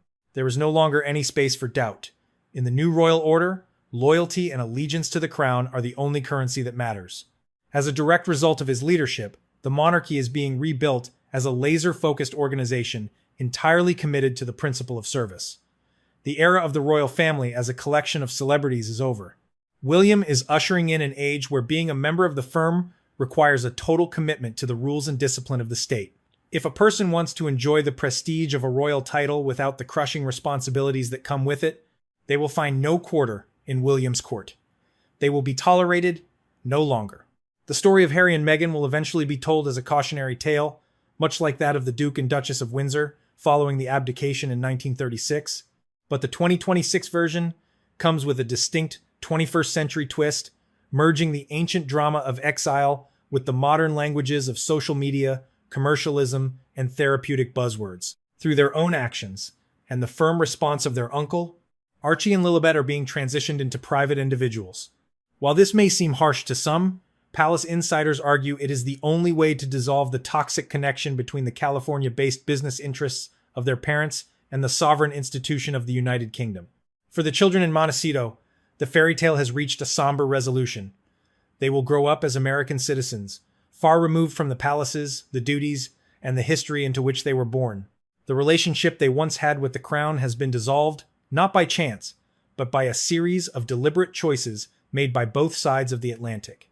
The House of Windsor is moving forward, leaving the ghosts of past betrayals behind. They are emerging from this deliberation with a more sophisticated appearance and a much more determined demeanor. This is the end of the Sussex era of royal history. As William prepares for the day he eventually ascends the throne, he does so with a clean slate and a clear conscience. He has protected his wife, he has secured the future for his children, and he has saved the monarchy from the infection of commercial exploitation. The cold, calm finality of the recent court and palace decisions serves as a period at the end of a long, turbulent sentence. The crown has not flinched. It has simply moved on. As we conclude this deep dive into the major move against Harry and Meghan, we are left with a final image of a monarchy that has learned to survive in the digital age by returning to its most ancient principle. The crown comes first. Always. Thank you for joining us for this special presentation. The unfolding history of the House of Windsor is far from over, but the rules of the game have changed forever. We invite you to share your thoughts in the comments below. Do you believe William's ruthlessness is the only way to save the monarchy, or has the price of survival been too high? We look forward to reading your perspectives. Goodbye for now, and we will see you in the next update. The world stood still yesterday at precisely 10 in the morning as the gates of Kensington Palace opened not for a colorful parade or a routine royal engagement, but for a proclamation that would alter the course of the British monarchy forever. For decades, the mantra of the House of Windsor has been to never complain and never explain. However, that ancient shield was shattered in a single moment. Prince William, the future King of England, stood before a single camera lens with a demeanor that could only be described as ice-cold steel. He did not speak of charity, nor did he speak of the environment. He spoke of a secret that has been festering behind the manicured lawns of Montecito for over 5 years. The statement was short, yet its implications were seismic. William declared that if Harry and Meghan cannot provide concrete, verifiable medical evidence that Meghan personally gave birth to Archie, the child will lose every ounce of support, every title, and every bit of protection provided by the crown. This was not a suggestion, it was a tectonic shift in royal strategy. For the first time in modern history, a direct heir to the throne has publicly questioned the legitimacy of his own brother's firstborn. William's voice remained low, but the weight of his words felt like a gavel slamming down in the court of public opinion. He framed this not as a personal vendetta, but as a solemn responsibility to the British people and the integrity of a 1,000-year-old institution. Within minutes, the message spread like a wildfire, fueled by high-octane speculation. Major television networks across the globe interrupted their scheduled programming for emergency broadcasts. Social media platforms exploded, recording over 10 million comments within the first 3 hours. The United Kingdom was instantly polarized. One side viewed William as a hero finally demanding the transparency that the tax-paying public deserves. The other side saw a cruel brother executing a calculated strike against a family that had already fled for their safety. But beneath the shouting, the legal reality began to sink in. To understand why this is happening now, we must look at the foundation of the monarchy itself. The British throne is governed by laws that date back centuries, most notably the Act of Settlement of 1689. These laws are unyielding. They dictate that any heir to the throne must be born of the body, meaning a biological birth by the royal spouse. If a surrogate were used, regardless of the biological DNA, that child would legally be barred from the line of succession. By issuing this ultimatum, William has effectively pulled the rug out from under the Sussexes, forcing them into a corner where silence is no longer an option. But what triggered this sudden, aggressive stance from the future king? It did not happen in a vacuum. For nearly 14 days, a mysterious figure had been haunting the perimeter of the palace. This was no ordinary obsessed fan or a common paparazzo. It was Tom Bower, the veteran investigative journalist known for dismantling the reputations of the most powerful people in the world. Bower appeared night after night, standing silently in the cold London fog, waiting for the right moment to deliver a message that would change everything. Security footage from the 6th night showed Bower approaching a palace official with a thick envelope. He didn't want money, he didn't want a headline, he wanted an audience with the Prince of Wales. Bower claimed to have uncovered irregularities in the 19-day window surrounding Archie's birth in May of 2019. He spoke of missing signatures from royal physicians, flights to the United States that lacked medical clearance, and a wall of silence from the staff at the Portland Hospital. When the information finally reached William's desk, the prince sat in silence for over 2 hours. He remembered the tension of 2019, the way Harry had insisted on a private birth, the way the traditional photo call on the hospital steps was abandoned, and the way the world was kept waiting for 2 full days before even seeing a glimpse of the child. Back then, it was dismissed as a desire for privacy. Now, through the lens of Bower's investigation, it looked like a calculated evasion. The seeds of doubt had been planted years ago, but they were now blooming into a full-scale constitutional crisis. As William stared out at the rain-soaked gardens, he knew that the era of looking the other way was over. The truth was about to be dragged into the light, and the price of that truth might be the total destruction of the bond between 2 brothers who were once inseparable. This is only the beginning of a war where there are no winners, only survivors. The name Tom Bower is not one that members of the British elite mention lightly. He is a man who does not deal in the flimsy currency of rumors or the hollow whispers of social media. He is a veteran of investigative journalism, a man whose career has been defined by his ability to dismantle the carefully constructed facades of the rich and powerful. When Tom Bower began appearing outside the gates of the palace for 10 consecutive nights, it was not an act of madness, but a calculated move to force a confrontation with the very heart of the monarchy. He stood there, a tall and lean figure wrapped in a dark coat, his eyes sharp and observant under the pale yellow glow of the streetlights. He did not carry a sign. He did not shout slogans. He simply waited, knowing that his presence alone would eventually trigger the internal alarms of the royal security apparatus. On the 6th night of his vigil, the security leadership could no longer ignore him. They had recorded his face on dozens of high-definition cameras, tracking his every movement in the London fog. When they finally approached him, Bauer did not flinch. He spoke with the quiet confidence of a man who held a winning hand in a high-stakes game of poker. He told the officers that he possessed information regarding the events of May 2019 that would make the previous controversies of the Sussex family seem like mere footnotes in history. He insisted that this information was intended for the ears of Prince William alone, and he warned that if it were ignored, the resulting scandal would permanently damage the legitimacy of the crown. Initially, William was skeptical. He had spent years swatting away tabloid fabrications and manufactured drama, but as he listened to the audio recordings of Bauer's messages, something shifted in his expression. There was a specific detail. Bauer mentioned a detail about a missing signature on a medical document from the Portland hospital that only someone with deep internal access could know. William realized this was not a reporter looking for a quick headline. This was a strategist presenting a case. The prince agreed to a meeting, not in the grand halls of the palace, but in a small, secure conference room where the walls were thick and the recordings were non-existent. When Tom Bauer entered the room, he did not offer flattery. He sat down and opened a worn leather briefcase, pulling out a stack of documents that represented months of silent digging. He began to outline the irregularities of 2019. In the history of the British royal family, the birth of an heir is a public, transparent, and highly regulated event. Since the 17th century, there have been strict protocols to ensure that no supposititious child, a child substituted for the real heir, could ever take the throne. This usually involves the presence of several high-ranking government officials, or, in modern times, a team of at least 4 senior royal physicians who must all sign an official proclamation. Bauer pointed out that with Archie, every single one of these protocols was bypassed. He presented evidence that the royal doctors, who had been on standby for weeks, were never called to the hospital. Instead, Meghan had insisted on a private team whose names were never officially added to the royal registry for that specific event. Even more chilling was the timeline Bauer established. He showed that the official announcement from the palace claiming Meghan had gone into labor was released several hours after the child had supposedly already been born and brought back to Frogmore Cottage. The secrecy was so dense that even the Queen and the then Prince Charles were kept in the dark for nearly 12 hours. As William leafed through the documents, his silence grew heavy.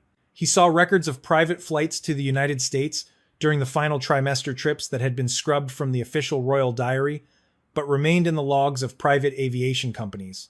He saw testimonies from former staff members who claimed that in the final weeks of the pregnancy, the atmosphere at Frogmore Cottage was not one of joyful anticipation, but of intense, paranoid isolation. Bauer spoke of the gap, a period of nearly 21 days, where Meghan vanished from public view entirely, only to reappear with a child whose birth details remained a confusing maze of contradictions. "I am not here to tell you what to think, Your Highness," Bauer said, his voice steady and cold. "I am here to show you what I have found. The public can be fed a narrative for a year or 5 years, but they cannot be fed a lie forever. If there is a secret regarding the birth of Archie, it is a ticking time bomb. You can either be the one to defuse it, or you can let it explode under your watch." When the meeting ended, William did not leave the room for a long time. He stood by the window, watching the rain wash over the streets of London. He knew that Tom Bauer had just handed him a burden that would likely sever the final thread of his relationship with Harry. If Bauer's suspicions were even 20% correct, it meant that his brother had not only left the family, but had fundamentally deceived the institution that William was born to protect. The shadows of 2019 were no longer just memories. They were now a series of questions that demanded an answer. And William knew that as the future king, he could no longer afford to be silent. The hunt for the truth had begun, and there was no turning back. The shadows in William's private office grew longer as he stared at the initial report compiled by his most trusted inner circle. He had not gone to the official palace communications team or the sprawling bureaucracy of the royal household. Instead, he had summoned 3 individuals who had served him for over a decade, men and women who understood that the survival of the monarchy often depended on the secrets it kept and the lies it exposed. The mission he gave them was simple, yet terrifying. Re-examine every hour, every flight, and every medical encounter during the period of 2018 through 2019. The team worked in absolute silence, crossing-referencing public appearances with private flight logs and security manifests. What they found began to paint a picture that was far more complex than the narrative the public had been sold. They discovered a staggering gap of nearly 90 days during the final trimester of Meghan's pregnancy, where her public engagements dropped to 0. While the palace had officially cited rest for a high-risk pregnancy, the private flight logs told a different story. Records showed at least 4 unscheduled private departures from small airfields outside of London, heading toward the United States. Strangely, these flights did not include the standard medical detail that would usually accompany a senior royal woman in her 8th month of pregnancy. Even more disturbing were the internal reports from the former staff at Frogmore Cottage. The investigators interviewed 2 former employees who spoke under the strictest non-disclosure agreements. They described a household that was under a state of total lockdown. They recalled that during the final weeks of 2019, Meghan was rarely seen, even by the people living under the same roof. Food was left outside doors. Voices were muffled behind heavy oak panels. Most tellingly, these staff members confirmed that the team of royal physicians, who had attended every royal birth for the last 50 years, were never seen entering the premises. When the day of the birth finally arrived on May 6, 2019, the staff were told to take a mandatory day of leave, leaving the cottage empty of witnesses. William sat with the thick stack of documents for over 4 hours, his jaw clenched so tightly it pained him. He looked at the photographs of the baby shower in New York and compared them to the official photos released after Archie's birth. To his eye, trained in the nuances of royal presentation, something felt off. The angles were too controlled, the lighting was too deliberate. He realized that for 5 years, he had allowed his desire for family peace to override his instinct for duty. But Tom Bower's warnings and this new evidence had created a fire that could no longer be extinguished by silence. He knew what he had to do next, though he dreaded the fallout. He picked up his secure line and dialed a number that had become increasingly rare in his call history. It was late evening in London, which meant it was late afternoon in the golden hills of Montecito, California. The phone rang once, twice, and then on the 3rd ring, a voice answered. It was a voice that William had known since birth, a voice that had shared his grief and his joy, but now sounded wary and distant. "William? Why are you calling me on this line?" Harry asked, his tone guarded. William took a deep breath, trying to keep his pulse from racing. "Harry, I need you to listen to me very carefully. I am not calling as your brother right now. I am calling because I have seen reports that I cannot ignore. I need you to tell me the absolute truth about 2019. There are gaps in the medical records, Harry. There are flights that don't make sense. If there is a secret about Archie's birth, if there was a surrogate, if there was a medical complication you hid, you need to tell me now, before this becomes a matter of state." There was a silence on the other end of the line that felt like an eternity. William could hear the faint sound of the California wind in the background. Then, the silence was shattered by an explosion of rage. "How dare you!" Harry's voice was a guttural snarl, trembling with a mix of fury and betrayal. "How dare you call me and question the birth of my son? You've been listening to those vultures like Tom Bower, haven't you? You're so obsessed with your crown and your integrity that you're willing to tear my family apart. Meghan gave birth to Archie. He is our son. He is our blood. If you ever mention these insane suspicions again, you are dead to me, William. You are no longer my brother. You are just another agent of that suffocating system we tried to escape." "Harry, I am trying to help you," William interjected, his own voice rising. "If you have nothing to hide, then just give me one piece of concrete evidence, an independent medical signature, a single ultrasound from a verified hospital. If you provide that, I will bury this report forever, and I will personally silence Bower. But if you give me nothing, I cannot protect you when the public starts asking these same questions." "We don't need your protection," Harry shouted before the line went dead. The busy tone that followed sounded like the final severing of a bond that had lasted nearly 40 years. Less than 2 hours later, an official encrypted email arrived at Kensington Palace from a high-powered legal firm in Los Angeles representing the Sussexes. It was a cold, 3-page document that addressed every irregularity William had mentioned. It claimed that the private flights were for personal security reasons, that the medical records were protected by international privacy laws, and that the absence of royal physicians was a legitimate choice for a modern, independent woman. The letter concluded with a stern warning. Any further investigation into the private medical history of the Duchess would be viewed as a direct act of harassment and would be met with full legal retaliation. William read the letter twice. To a casual observer, it looked like a solid defense. But to a man who had spent his life navigating the language of power, it read like a desperate attempt to build a wall where there should have been a bridge. The lack of a single piece of evidence, no name of a doctor, no hospital record, no witness, spoke louder than the 3,000 words of legal jargon. William closed the laptop and leaned back in his chair. He had tried to resolve this as a brother. Now, he would have to resolve it as a prince. The investigation would not stop. It would move from the shadows of the office to the cold light of the public stage.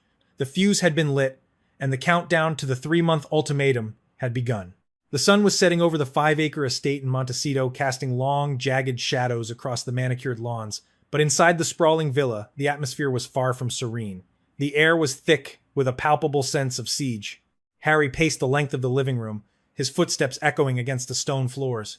He had barely slept since the phone call with William, and the rage that had ignited during that conversation had now settled into a cold, vibrating anxiety. He checked his phone every few minutes, his thumbs hovering over the screen as if expecting another strike from across the Atlantic. Meghan sat on a velvet sofa, her face a mask of controlled intensity. She was not pacing, she was calculating. In front of her sat 2 of their most senior communications advisors and a legal consultant who had been flown in on a private charter only 12 hours earlier. The room was littered with printouts of social media metrics and draft statements. They knew that the royal source leaks were beginning to saturate the British press, and the whispers about Tom Bower's investigation were no longer just whispers, they were becoming a roar. "They are trying to do it again," Harry muttered, his voice strained and raspy. "They are using the same playbook they used against my mother. They isolate, they plant doubt, and then they destroy. We left that place to protect our children, and now they are using Archie as a pawn in their game for the crown. It is sick. It is absolutely sick." Meghan leaned forward, her voice low and steady, the voice of a woman who had survived years of intense media scrutiny. "Harry, we cannot just be angry. We have to be strategic. William has moved from private questioning to a position of open hostility. If we stay silent, his narrative becomes the only truth. We have to remind the world why we left. We have to frame this for what it is, a coordinated, systemic attack on a mother and her child." By the early hours of the following morning, the counteroffensive was launched. It did not come through a stiff palace press release, but through the digital channels that the Sussexes had mastered. A long, emotional statement was uploaded to the Archwell Foundation website and simultaneously blasted across their social media platforms, which boasted a combined following of over 10 million people. The post featured a black and white photograph of the family, looking vulnerable yet united. The statement was a masterpiece of modern public relations. It did not provide a single medical record, nor did it name a doctor. Instead, it struck at the heart of the victim narrative. "The British royal family," the post read, "is once again engaging in a cruel and baseless campaign of character assassination. To question the birth of a child is to reach a new low in the history of an institution that claims to value family." Meghan carried Archie with all the love, pain, and exhaustion that any mother experiences. To suggest otherwise is not only a lie but a violent act of gaslighting against a woman of color who dared to seek a life of freedom. The impact was instantaneous. Within 2 hours, the statement had been shared over 500,000 times. In the United States, the reaction was largely one of outrage on behalf of the Sussexes. Hollywood celebrities and high-profile activists, many of whom had been friends with the couple for years, began posting messages of support. They called William's demands archaic and misogynistic. One prominent American talk show host even suggested that the demand for DNA evidence was a racial purity test disguised as royal protocol. However, back in the United Kingdom, the tide was turning in a different direction. For the first time, the Sussexes' privacy argument began to show visible cracks. The British public, who had contributed millions of pounds to the renovation of Frogmore Cottage and the security of the couple during 2019, felt they had a right to basic transparency. Investigative journalists in London began a side-by-side comparison. They looked at the transparency of Kate Middleton, who had stood before the world's cameras 3 separate times, mere hours after giving birth, providing the names of her medical team and the details of the delivery. If there is nothing to hide, one veteran royal commentator asked on a national news program, why does it take a 50-page legal threat to answer a simple question about a birth certificate? The public doesn't want to see Meghan's private medical files. They want the same standard of official verification that has applied to every royal birth for 300 years.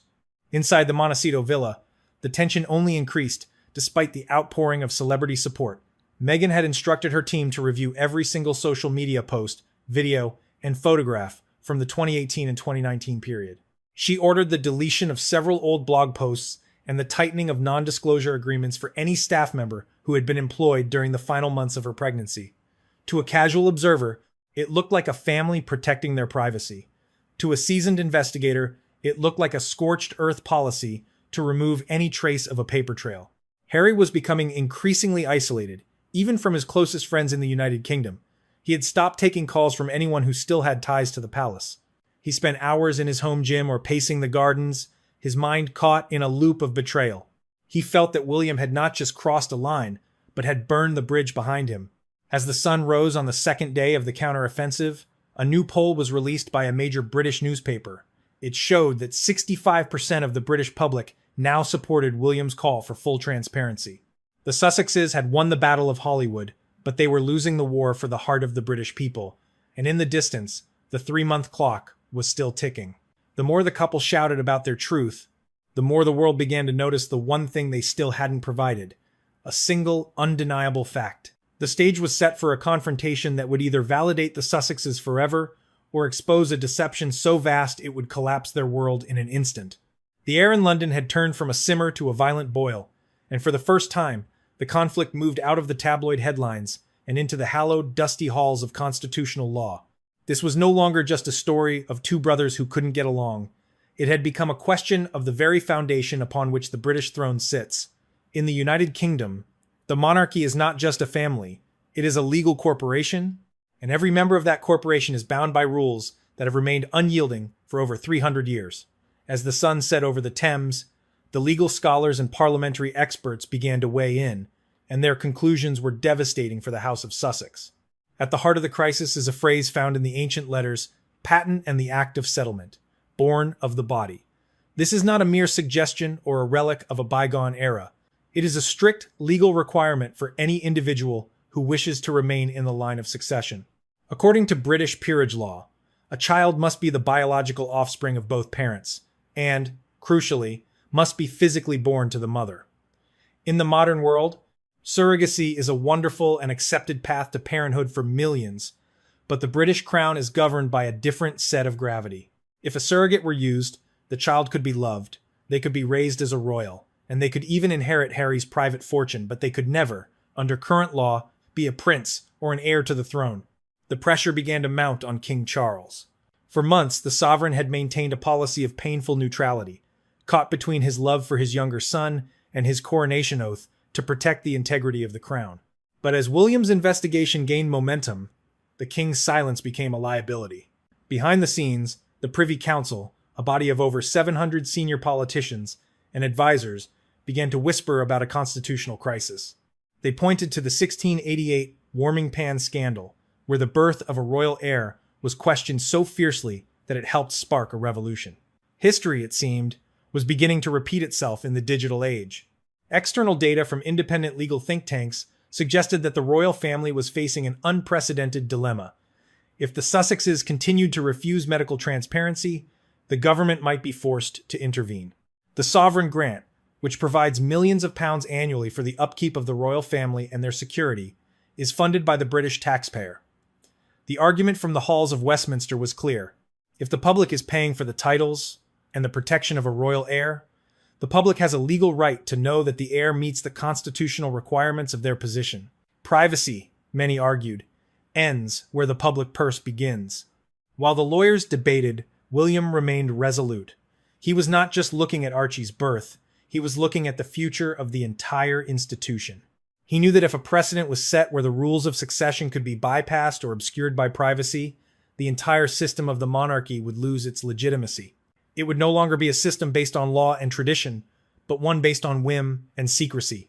William's advisors pointed to the precedent of Edward VIII, who was forced to abdicate when his personal choices conflicted with the fundamental rules of the institution. The message was clear. The crown is a cold, unfeeling machine that will prune its own branches to ensure the survival of the trunk. In California, the legal response from the Sussexes remained aggressive but oddly narrow. They focused entirely on privacy and human rights, avoiding the constitutional question of the body requirement. This tactical choice did not go unnoticed by the constitutional experts in London. By failing to address the specific legal requirement of the birth, the Sussexes were inadvertently fueling the suspicion that there was something to hide. One retired judge noted on a major news broadcast that in any other court of law, the refusal to provide evidence that could easily settle a dispute is often viewed as an admission of the opponent's claim. The tension reached a breaking point when a leaked memo from the Home Office suggested that if the 3-month deadline passed without resolution, the government might move to introduce a succession clarification bill. Such a move would be the nuclear option, a public and humiliating stripping of titles by an act of parliament. It would not only remove Archie from the line of succession, but would likely tarnish Harry and Meghan's brand beyond repair. They would no longer be the alternative royals. They would be seen as individuals who attempted to deceive one of the world's oldest democracies. As the 5th part of this saga drew to a close, the world watched a royal family divided by more than just an ocean. They were divided by the very definition of truth. On one side stood the law, the tradition, and the icy cold responsibility of a future king. On the other stood a couple who claimed that their personal truth was more important than the rules of the state. But as every historian knows, when an individual goes to war with the crown rarely loses. The legal machinery was now in motion, and it was grinding toward a conclusion that would leave one side in ruins. The question was no longer if the truth would come out, but how much of the royal family would be left standing when it finally did. The 90-day clock, which once seemed like a distant threat, has finally reached its final hour. The 3-month ultimatum issued by Prince William was not just a piece of paper or a fleeting headline. It was a line drawn in the sand of history. As the deadline expired, a heavy, suffocating silence descended upon both Kensington Palace and the sun-drenched hills of Montecito. The world stood on the edge of its seat, waiting for a single document, a signature, or a photograph that would either vindicate the Sussexes or confirm the darkest suspicions of a nation. But as the clock struck midnight in London, the silence remained unbroken. No medical files were released. No independent physicians stepped forward. The wall of secrecy remained as impenetrable as ever. Prince William, now appearing more like a king in waiting than a younger brother, made his final move. He stood once more in the same office where this journey began, but his face carried the weariness of a man who had lost something he could never replace. His official statement was the most resolute in the history of the modern monarchy. He announced that since the requirements for transparency and constitutional legitimacy had not been met, the royal family would begin the formal process of restructuring the Sussexes' remaining ties to the crown. Financial support was terminated immediately. The use of royal titles in any official or commercial capacity was suspended. Most importantly, the names of Harry's children were moved to a separate annex in the line of succession, marked with a legal asterisk, until such time as verifiable evidence could be provided to the Privy Council. The fallout was cataclysmic. The rift between the two brothers, a bond forged in the fires of their mother's tragic death in 1997, was now an unbridgeable chasm. William had chosen the crown. Harry had chosen his secret. In the eyes of many, William had acted with the cold surgical precision required to save a 1,000-year-old institution from a crisis of legitimacy. To others, he was a cold-hearted executioner who had sacrificed his own flesh and blood for the sake of ancient protocols. But regardless of which side one took, the reality was undeniable. The House of Windsor would never be the same again. Across the ocean, the Sussexes found themselves in a new and terrifying reality. The victim narrative, which had served them so well during their interviews in 2021, was beginning to fail them. Without the official backing of the monarchy, their brand began to lose its luster. Major sponsors, fearing the legal and public relations minefield of a succession scandal, began to quietly distance themselves. Several multi-million-dollar contracts were postponed indefinitely. The couple who had sought freedom now found themselves in a different kind of prison, one built of doubt and unanswered questions. Meghan remained resolute in her public defiance, but sources close to the couple whispered of a household in turmoil. The pressure of maintaining a secret, if indeed there was one, was taking a toll that no amount of Hollywood wealth could fix. Harry, once the most popular royal in the world, was now a man without a country and, effectively, a man without a family. He had traded the gray walls of the palace for the golden cage of California, only to find that the questions he ran away from in 2019 had followed him across the globe. At the center of this hurricane of ego, power, and tradition sits an innocent boy of 5 years old. Archie, a child who should be playing in the sun without the weight of the world on his shoulders, has become the focal point of a war he did not start. He is the first royal child in history to have his legitimacy questioned on a global stage, a burden that will likely follow him for the rest of his life. Whether the truth is ever fully revealed or buried in the archives of time, Archie is the true casualty of this brotherly war. The fire that Tom Bower ignited with a few cryptic warnings has burned down the last remnants of the bridge between London and Montecito. The secrets of 2019 remain, hanging in the air like a thick fog that refuses to lift. William has secured the integrity of the throne, but he has lost his brother. Harry has kept his privacy, but he has lost his place in history. As the world watches this tragedy unfold, we are left to wonder, what is the true price of a secret? And in the end, who truly pays the bill? If you were in the position of Harry and Meghan, would you have released the documents to end the suspicion, or would you have protected your family's privacy at the cost of everything else? The debate continues in the comments below. This story is far from over, and the truth has a way of surfacing when we least expect it. Thank you for staying with us through this deep dive into the heart of the monarchy. Do not forget to like, share, and subscribe to stay updated on the next chapter of this unfolding saga. Click the video on your screen now for more untold stories from the palace walls. The truth is out there, and we are here to find it. The gates of Buckingham Palace haven't just been locked, they've been double-bolted, and the keys have been melted down in a display of constitutional finality that the world was never supposed to see. Within the sterile, high-security corridors of the HM Passport Office, a single administrative request has just ignited a wildfire that threatens to incinerate the last remaining bridge between the House of Windsor and the exiles in Montecito. King Charles III has officially issued a cold, calculated no.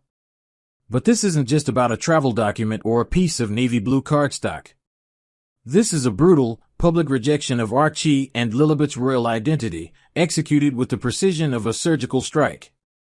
As Meghan Markle's high-powered legal team issued a stinging ultimatum, demanding that His Royal Highness and Her Royal Highness prefixes be restored to the children's passports before their high-profile tour of Australia, the king did the unthinkable. He didn't just ignore the demand. He effectively erased their royal status from the one document that defines a citizen's place in the world. Why would a grandfather do this to his own flesh and blood? Why now, just as Harry and Meghan are attempting a massive global rebrand? The answer lies in a despicable secret buried deep within a clandestine succession bill slated for 2026. A secret so explosive it could redefine the British monarchy forever and leave Archie and Lilibet as ghost heirs, royals by blood, but civilians by law. You are about to witness the moment the British crown stopped playing defense and started a scorched earth campaign to protect the sanctity of the throne. We will dive into the leaked legal documents from the Privy Council, the hidden tensions between Prince William and his brother, and the heartbreaking realization that has reportedly left Prince Harry broken and reeling. Is this a king protecting his legacy or a father delivering a final vengeful blow? By the time we reach the end of this deep dive, you will understand exactly why these 4 pages of paper represent a point of no return for the Sussexes. You will see the evidence of the secret deal that Meghan's lawyers tried to hide and the reason why the upcoming tour might be the last time we ever see the Sussex children associated with the British crown. Stick with us until the very end because the despicable secret we've uncovered behind this rift will change everything you thought you knew about the royal family's future.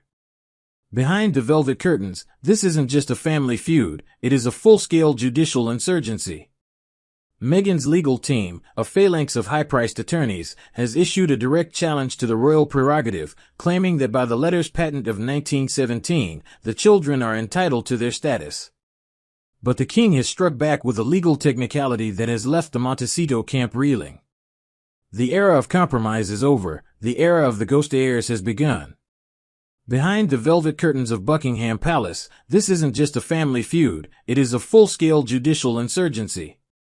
Meghan Markle's legal team, a phalanx of high-priced London and American attorneys, hasn't just asked for a favor. They have issued a direct challenge to the royal prerogative. Their argument is deceptively simple, rooted in the ancient decree of the letters patent of 1917. Under those rules, the children of the son of a sovereign are entitled to be prince and princess. But here is where the despicable secret begins to bleed through the legal jargon. Meghan's team is insisting that the His Royal Highness or Her Royal Highness prefix be physically printed on their British passports. To the average citizen, it is a mere title. To the Sussexes, it is a golden key to a global fortress. But King Charles, guided by the steely resolve of the Home Office and the Privy Council, has struck back with a legal technicality that has left the Montecito camp reeling. The Crown's position is clear. While they may be prince and princess by birth, the status of His Royal Highness is reserved strictly for those who represent the British state. By stepping back as working royals in 2020, Harry and Meghan effectively surrendered the style of HRH. Now, the king is applying that same logic to their children. He is drawing a line in the sand, or rather, on the passport page. The stakes are far higher than just prestige or social standing. Inside the confidential legal briefs, there is a frantic discussion about what is known as international protected person status. This is the secret reason why the HRH title is non-negotiable for Meghan. Under international law, an HRH status often mandates state-funded, 24/7 diplomatic security. Without those three letters on their passports, Archie and Lilibet are, in the eyes of the Australian government this April, merely high-profile tourists.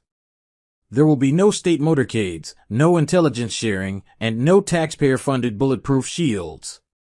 Prince Harry is reportedly obsessed with this security loophole. Haunted by the grainy shadows of his mother's past in Paris, he views the king's refusal not as a matter of protocol, but as a deliberate withdrawal of protection for his children. He sees the omission of those three letters as a target placed on the backs of his son and daughter. However, the king remains unyielding. Insiders suggest that Prince William has played a pivotal role in this Iron Gate policy. William reportedly believes that granting HRH status to Archie and Lilibet would create a parallel royal family in America, one that could sign multi-million-dollar commercial deals while using the prestige and protection of the British state as their primary branding. William's logic is cold and institutional. If you are out, you are out.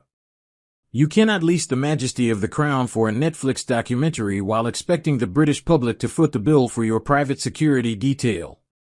The legal war has now reached a fever pitch.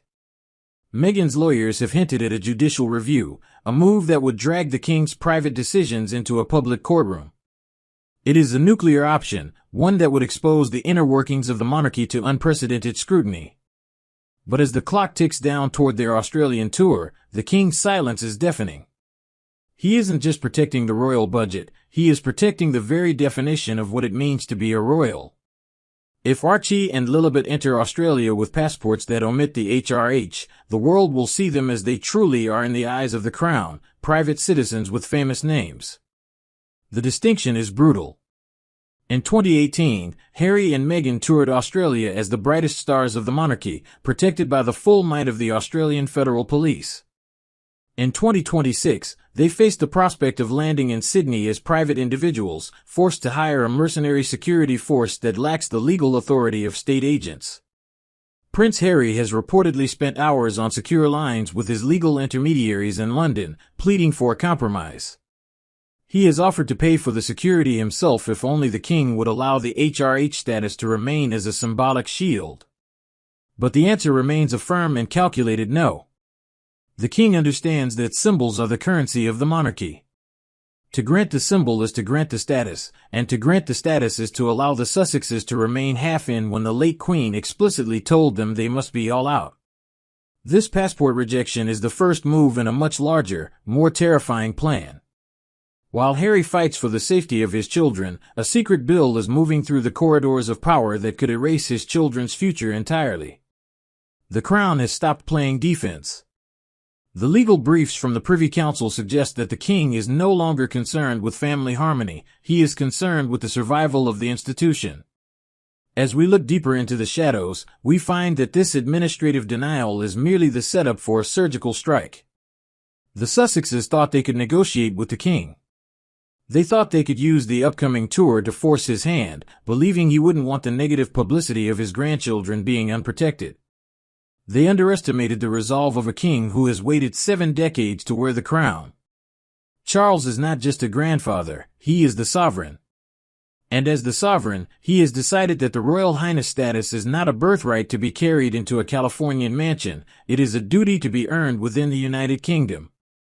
The realization of this total rejection has reportedly left Harry broken and reeling. He is beginning to understand that the gates are not just closed for him, but for his descendants as well. But even as the passport dispute reaches its climax, an even darker secret is being whispered in the halls of Westminster. A secret that involves a draft bill nicknamed the Succession Ghost, a legislative move so clinical it will make the passport war look like a minor skirmish. As the sun sets on the era of the Sussex royals, the legal framework for their total erasure is already being written. The 3 letters on a passport were just the beginning. The next step is the removal of their names from the very history of the throne. While the world is distracted by the surface-level drama of passports and security guards, a far more clinical and devastating operation is being conducted within the windowless rooms of the Palace of Westminster. This is the Succession Ghost, a whisper of a legislative move that, if enacted, will render the passport dispute entirely irrelevant.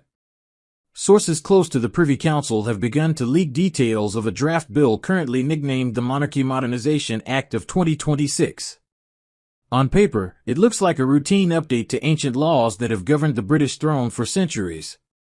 In reality, it is a surgical strike designed to amputate the Sussex branch from the royal family tree once and for all.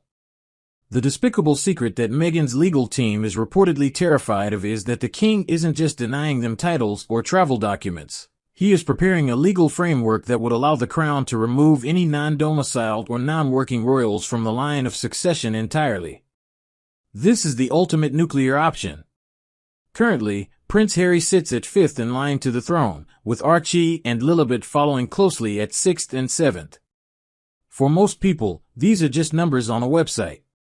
But for the institution of the monarchy, these positions represent the very DNA of power.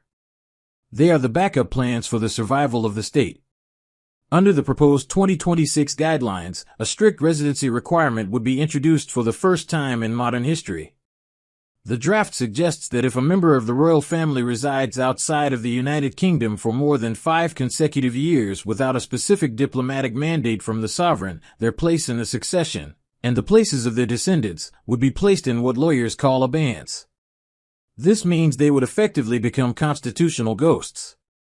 Imagine the scene. Prince Harry, a man who once served on the front lines in Afghanistan and was once the most popular royal on the planet, watching from a mansion in California as his children's birthright simply vanishes into the mist of legal jargon. This isn't just about Archie and Lilibet losing a TUHU, or a title. It is about them becoming legally invisible to the British state. They would still carry the blood of the Windsors, but in the eyes of the law, they would be no different from any other aristocratic cousin twice removed. The timing of this ghost bill is no coincidence. It is being meticulously synchronized with the Sussexes' upcoming Australian tour. By rejecting the His Royal Highness status on their passports now, King Charles is establishing the vital legal precedent of their civilian status. If they travel to Australia as private citizens in 2024 and 2025, the government can argue in 2026 that they have already accepted and performed a life entirely outside the sovereign's shadow. It is a masterclass in long-form political chess, reportedly orchestrated with the quiet, firm approval of Prince William. The Prince of Wales, the future king, is said to be the primary driver behind this streamlined, iron-core monarchy. William does not see Archie and Lilibet merely as nephews to be loved. He sees them through the cold lens of statecraft as potential liabilities. He sees celebrity royals who could use their high ranking in the succession to overshadow the legitimate, grueling work of the crown. The succession ghost ensures that the line of power remains pure and focused only on those who stay within the borders of the United Kingdom. William reportedly believes that a half-in, half-out royalty is a poison that could destroy the institution. If Archie and Lilibet were allowed to remain 6th and 7th in line while living as American celebrities, they could, in theory, be called upon to serve as counselors of state or even regents if a tragedy were to strike the main line. The thought of a future King George being advised by a cousin who has spent their entire life in the orbit of Hollywood and Netflix is, to William, an existential threat to the throne. But there is an even darker, more despicable layer to this secret bill. Whispers from the Home Office suggest that the 2026 Act includes a specific conduct clause. This clause would allow the monarch, with the formal advice of the Prime Minister, to strike anyone from the succession who is deemed to be monetizing the crown's intellectual property or engaging in commercial activities that bring the monarchy into disrepute. For Meghan Markle, whose entire brand, from the Netflix documentaries to the American Riviera Orchard lifestyle venture, is built on the foundation of her royal connection, this is a death knell. The King's message, delivered through the medium of parliamentary drafts, is clear: you cannot be a global royal and a commercial mogul at the same time. You are either a servant of the state or a private entrepreneur. You cannot be both. As Harry prepares his children for their first major international spotlight in Australia, he is beginning to realize that the out he chose in 2020 might be permanent and absolute. He is realizing that the doors he thought were left ajar have been bricked over while he was looking the other way. The legal briefs suggest that Harry is in a state of total panic over this residency clause. He left the United Kingdom in early 2020. By the time this bill reaches the floor of Parliament in 2026, he will have crossed the 5-year threshold of non-residency. He will have no legal standing to contest the move because he has spent those years publicly declaring his new life in California. He has effectively handed the king the ammunition needed to pull the trigger on his own inheritance. Inside the Palace of Westminster, the mood is one of clinical efficiency. They are not looking at the emotional heartbreak of a father and son, they are looking at the stability of the next century. The Monarchy Modernization Act is designed to ensure that the Sussex line becomes a footnote in history rather than a competing narrative. If Harry doesn't find a way to stop this ghost bill, his children will grow up as the first royals in history to be legally erased from their own heritage by a stroke of a pen. The passports were just the warning shot across the bow. The 2026 bill is the actual execution of the plan. Meghan's lawyers are reportedly working around the clock to find a loophole, a way to argue that the children's birthright is an inalienable right that no act of Parliament can touch. But the British Constitution is flexible, and the sovereign's will, when backed by the government, is a formidable force. As we move into the next phase of this crisis, we find that Meghan has a countermove of her own, one that involves a nuclear document she has been holding in reserve for exactly this moment. She knows that if she cannot win the legal war, she must win the war of public perception. But the king has already moved the pieces so far across the board that any response might be too little, too late. The ghost heirs are already being haunted by a future where they have no throne to inherit, no palace to call home, and no state to protect them. This is the moment the British Crown stopped playing defense and started a campaign to ensure that the Sussex name never again carries the weight of the sovereign. This is the moment where the polished facade of royal diplomacy finally shatters into 1,000 jagged pieces.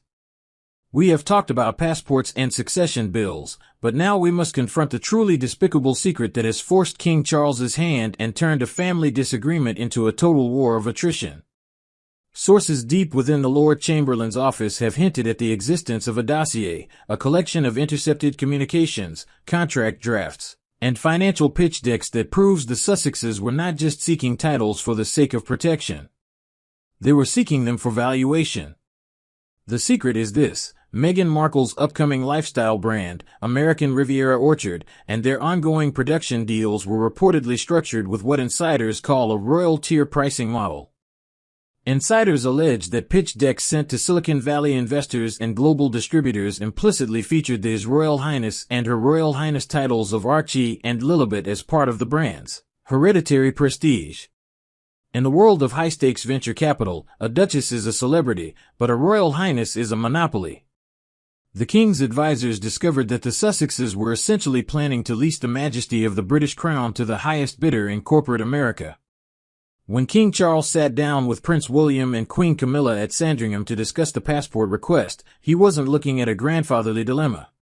He was looking at a hostile corporate takeover of a 1,000-year-old institution. The despicable nature of this secret lies in the perceived betrayal of the Sandringham Agreement. Prince Harry had looked his grandmother, the late Queen Elizabeth II, in the eye and promised that the crown is not for sale. Yet, here were legal documents attempting to codify that very sale onto the official travel documents of the king's own grandchildren. The king's rejection of the HRH passports was a strategic decapitation of Meghan's entire business strategy.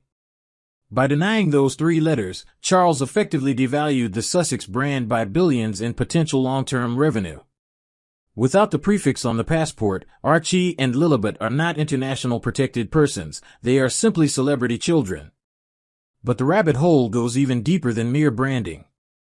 The despicable secret involves a third party that Harry reportedly never saw coming, the British intelligence services.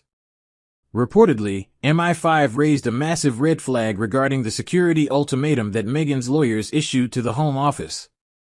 They discovered a chilling detail in the Sussexes' logistical planning.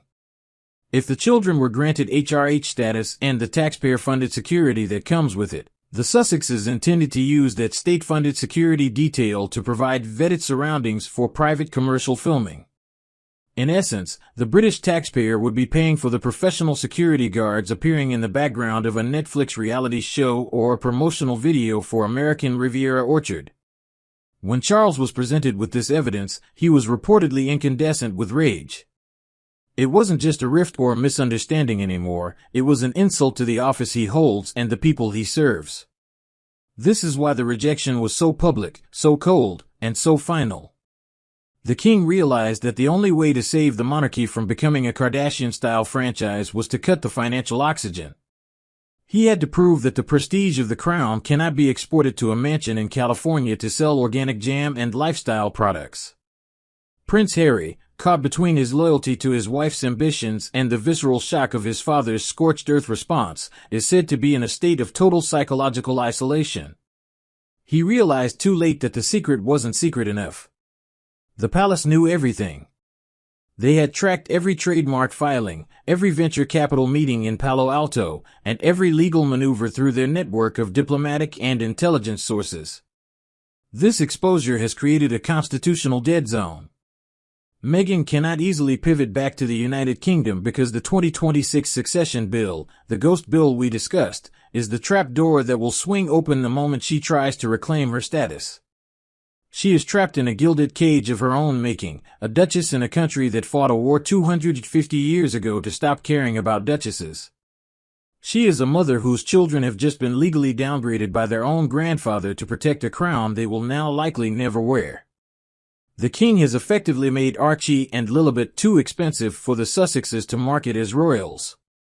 Without the state-mandated security and the official recognition on their travel documents, the cost of maintaining their royal image falls entirely on Harry and Meghan's private bank accounts. This is the hidden financial war beneath the headlines. The king is not just saying no to a title, he is saying no to a business model. He is forcing Harry to choose between being a prince of the blood and being a commercial mogul. And by choosing the latter, Harry has inadvertently allowed the crown to strip his children of the one thing he always claimed to value most, their safety. The dossier from the Lord Chamberlain's office suggests that the palace has enough evidence of commercial exploitation of royal styles to justify even harsher measures if the Sussexes push back through the courts. Prince Harry is reportedly reeling from the realization that his father is no longer playing the role of the indulgent parent. Charles has fully transitioned into the role of the sovereign, guided by a Prince William who has no desire to see his nephews become the faces of a California lifestyle brand. This is a strategic erasure. Every trademark Meghan files for her brand is now being met with a countermove from the palace to ensure that no royal connection can be legally claimed. As we move into the next phase of this crisis, we witness the raw emotional fallout of this corporate-level betrayal. Because while the lawyers argue over despicable secrets, commercial valuations, and pitch decks, a father and a son are facing a heartbreak that no amount of money or titles can ever repair.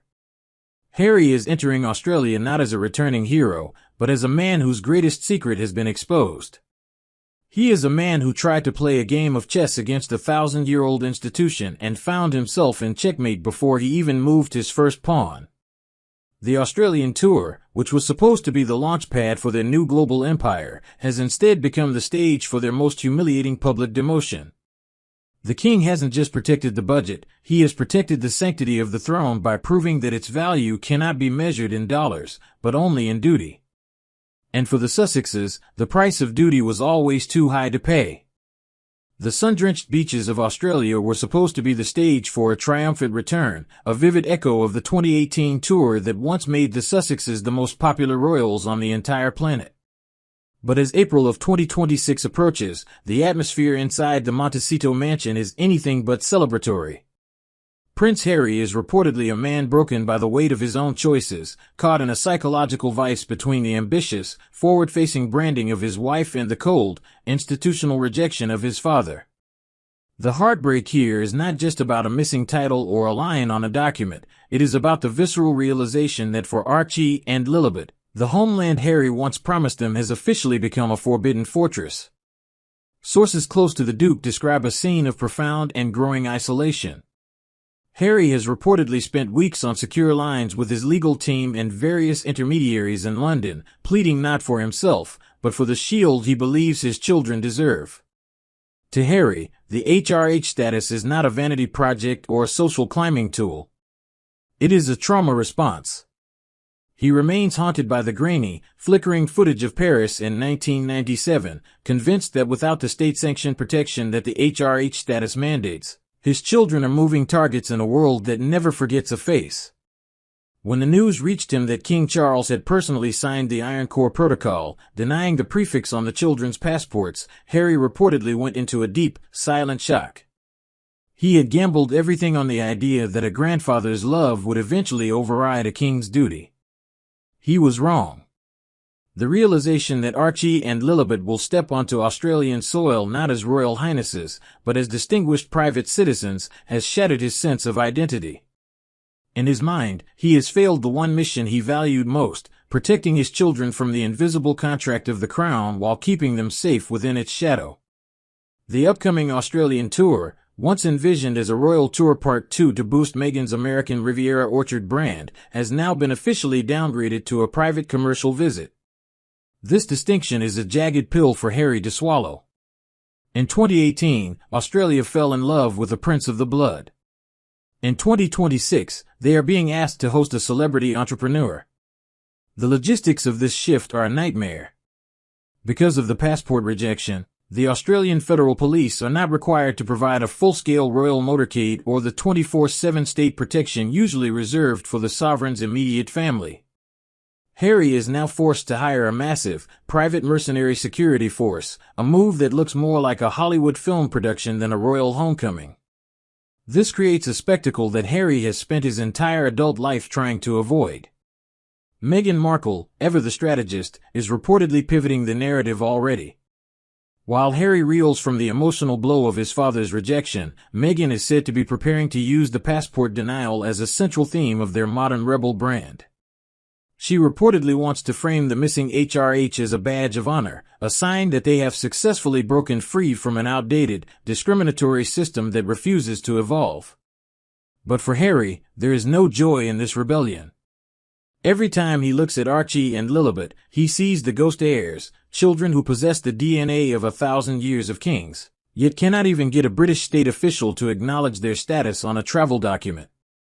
The most cutting part of this heartbreak is the absolute silence emanating from Adelaide Cottage. Prince William, the brother who once stood shoulder to shoulder with Harry through their shared grief, has remained completely unmoved by Harry's frantic messages. William's stance is whispered to be as firm as a stone wall. The choice was made in 2020. If Harry wanted the shield of the crown for his children, he should have stayed within the iron core of the United Kingdom. By choosing the commercial glare of California, he effectively signed the waiver on his children's royal security.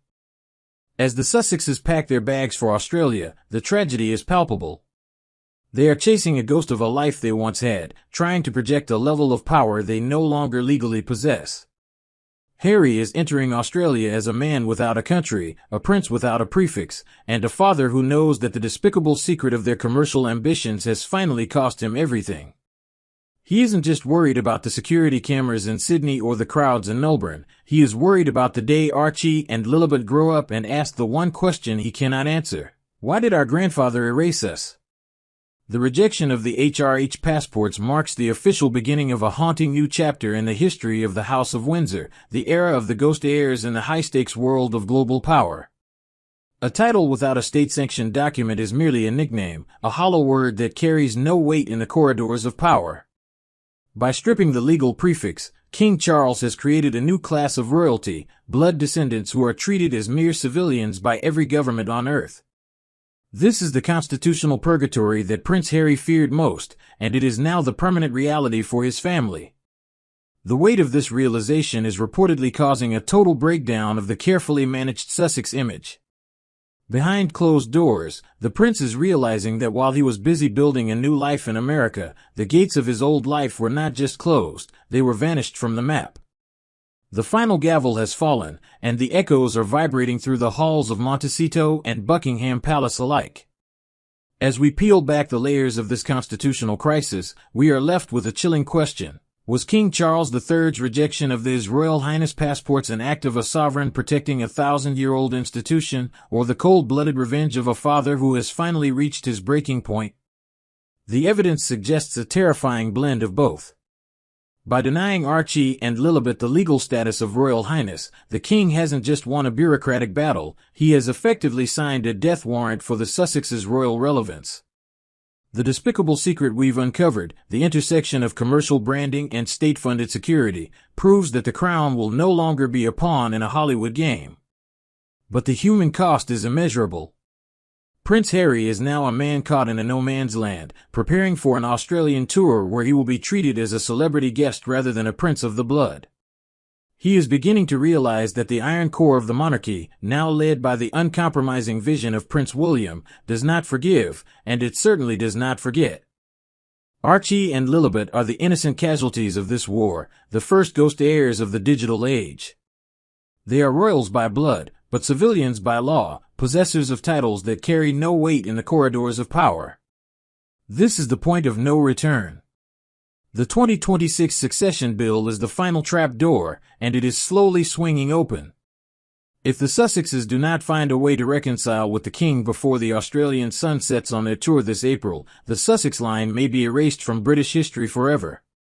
The sociological impact of this decision is staggering. Archie and Lilibet are growing up as American children in a California mansion, attending elite schools where princess might be seen as a cute moniker rather than a state rank. They are the first royals in history to be digitally exiled. In the past, a royal in exile still carried the weight of their dynasty. But in the 2020s, if your status isn't reflected in the global database of the HM Passport Office, you simply do not exist in the halls of power. They are shadows of a monarchy that has moved on without them. The despicable secret behind this long-term strategy is the deliberate normalization of the Sussex line. Palace insiders suggest that by the time Archie turns 18, the goal of the British state is for the public to have completely forgotten his place in the line of succession. By denying him the HRH status now, the king is ensuring that Archie never builds the institutional muscle required to be a working royal. He will have no patronages, no military affiliations, and no official state duties. He will be a Windsor by name, but a celebrity by trade. This creates a dangerous, unprecedented precedent. Never before has the British monarchy had two high-ranking royals living in a foreign republic, potentially harboring resentment against the crown that demoted them. Analysts suggest this is why Prince William is so adamant about the 2026 succession bill. He views the ghost heirs not as family members to be pitted, but as rival influencers to be neutralized. If Archie and Lilibet were to grow up with full HRH status, they could effectively run a shadow court in the United States, siphoning off the prestige of the United Kingdom to fuel their own commercial ventures. But what does this mean for the children themselves? Imagine Lilibet Diana, named after the most powerful woman in British history and the most famous. She carries the weight of those names, yet when she crosses a border, her passport is as ordinary as any other traveler's in the queue. She is a princess who cannot claim diplomatic immunity, a royal who has to pay for her own bodyguards, and a descendant of kings who is legally barred from the very protection her father once took for granted. Meghan Markle, however, is reportedly prepared for this ghost status. Sources say she is already trademarking terms and developing content that lean into this exiled royalty aesthetic. But as any historian will tell you, celebrity is fleeting while the crown is eternal. By trading their HRH status for commercial freedom, Harry and Meghan may have inadvertently ensured that their children will grow up in a gilded void. So, what do you think? Is King Charles right to protect the monarchy from being commercialized? Or is he being heartless by stripping his own grandchildren of their protection and heritage? Is Harry a victim of a rigid system or the architect of his own children's exile? This is a crossroads for the British monarchy, and the world is taking sides. Scroll down to the comments right now and let us know, Team Palace or Team Sussex? This debate is just beginning, and your voice needs to be heard. Don't forget to like and subscribe for our next deep dive into the 2026 succession bill. The throne is waiting. The air in Montecito is usually thick with the scent of sea salt and eucalyptus, a quiet sanctuary for the world's most famous escapees. But as the sun dipped below the horizon in December 2025, a different kind of atmosphere took hold. It was a chill that had nothing to do with the winter breeze, and everything to do with a single voice cutting through the digital airwaves. Picture a man who built an empire from the ground up, a self-made billionaire who understands the value of a dollar better than almost anyone in Hollywood. Tyler Perry did not hide behind a sterile 3-paragraph press release issued by a legal team. He did not opt for a quiet, leaked statement to a major newspaper. Instead, he stepped into the booth of his own radio show and delivered a message that functioned like a precision-guided strike. Meghan and Harry, you owe me a serious chunk of change. That loan for your mansion, if it is not paid back in 30 days, I will have no choice but to take this to court. Those words did not just drift away.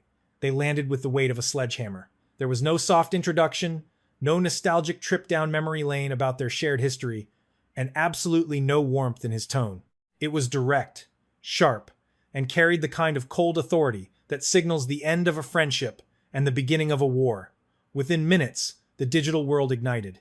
The carefully curated image of the Sussex American dream did not just show a hairline fracture, it shattered into a million pieces for the entire world to see. For years, the public had been fed a narrative of two royals who stepped away from a 1,000-year-old institution to forge a path of financial independence and creative freedom.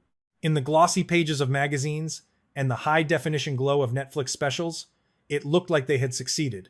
They had the 9-bedroom fortress, the high-profile friends, and the contracts that seemed to promise hundreds of millions of dollars. But as the calendar turned toward the early days of 2026, the truth began to emerge from the shadows. That supposed independence suddenly looked incredibly fragile, like a house of cards leaning heavily against the support of powerful Hollywood titans who were now, one by one, stepping back and reaching out their hands to collect what they were owed. This time, it did not feel like the usual tabloid gossip or the whispers of disgruntled palace staff. This felt like a hard reality check. That 30-day deadline was not a suggestion. It was a countdown to a potential public catastrophe that could lead to the most valuable asset they own, their sanctuary, in Montecito, being put on a public foreclosure auction block. To understand how the couple found themselves facing an ultimatum from one of their most significant former allies, we have to look back at a friendship that once seemed unbreakable. In 2020, when the world was locking down and the couple was making a frantic, unplanned exit from Canada to Los Angeles, Tyler Perry was the ultimate lifeline.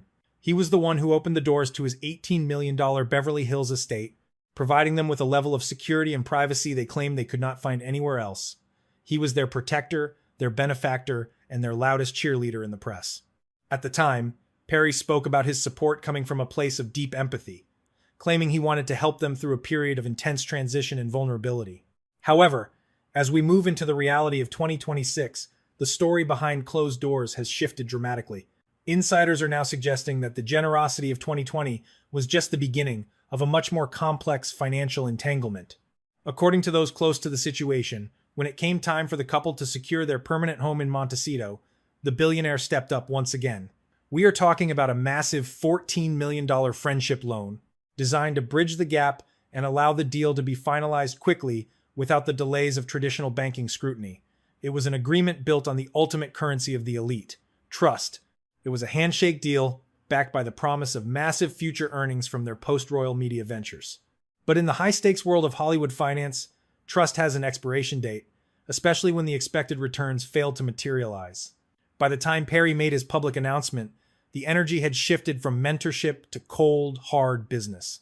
In a recent interview, when asked about his role in helping them settle into California life, Perry's response was shockingly detached. He noted that he did not need to teach them the ropes, stating simply that Meghan is from California and knows the scene and how things move out there. That level of distance, coming from a man who once called himself their brother, spoke volumes. The rumors swirling through the industry now suggest that Perry has completely checked out. The talk of the town is that the couple allegedly stopped returning his calls regarding the repayment schedule, which insiders claim was supposed to be settled by the end of 2024. This is no longer just about a billionaire wanting his money back. It is about a breach of the unspoken code that governs the upper echelons of power. In Hollywood, your word is everything. If you lose the trust of someone as influential as Tyler Perry, a man who stood by you when the rest of the world was turning its back, you send a signal to every other producer, investor, and tech mogul that you are a high-risk liability. The polished facade of the Sussex brand is now looking more like a series of private debts to powerful names who are tired of waiting for results.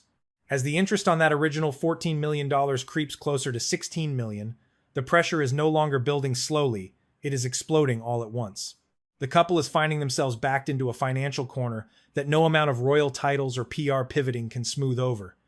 The 30-day clock is ticking, and as each second passes, the world watches to see if the fortress they built in Montecito will be the very thing that brings their empire crashing down. The silence from their camp is deafening, leaving everyone to wonder, is there any move left to play, or has the king of Hollywood content finally called checkmate on the royal exiles? If these walls could talk, they would not be whispering royal secrets. They would be screaming for a bailout. To the average observer scrolling through glossy real estate archives, the residence at 765 Rockbridge Road in Montecito looks like the ultimate trophy. It is a sprawling estate of over 7.5 acres, boasting 9 grand bedrooms, 16 bathrooms, a private theater, a tennis court, and a rose garden that looks out over the Pacific Ocean. In 2020, it was presented to the world as the ultimate symbol of victory, a fortress of independence where a prince and his duchess could finally breathe. But by 2026, that same fortress has begun to look more like a gilded cage, or worse, a financial black hole that is slowly swallowing every cent of their post-royal fortune. The purchase price of $14.65 million was just the entry fee to a game the couple may not have been prepared to play for the long haul. While headlines at the time focused on the prestige of the zip code, few looked at the cold, hard math of maintaining such a massive operation without the bottomless pockets of the Duchy of Cornwall. Public records indicate a mortgage of $9.5 million, a staggering debt that requires a level of consistent, high-velocity cash flow that few people outside of active A-list movie stars can maintain. But the mortgage is only the beginning of the bleeding. In the exclusive enclave of Montecito, the sun shines bright, but the taxes hit harder. Property taxes alone for this estate are estimated to exceed $200,000 every single year. That is a fortune in itself, a sum that most families would consider a lifetime savings, gone in a single annual payment just to keep the right to stand on the dirt. And then, there is the matter of the unlucky asset reputation. Before the couple moved in, the property belonged to a Russian billionaire named Sergey Grin. It sat on the market for years, gaining a reputation for being difficult to sell and even more difficult to maintain. It is a house built on a scale that demands a staff of dozens, from groundskeepers for the manicured hedges to specialized technicians for the complex water systems. However, the true silent killer of their bank account is security. When the couple lost their taxpayer-funded protection, they did not just lose a perk, they inherited a $3 million annual liability.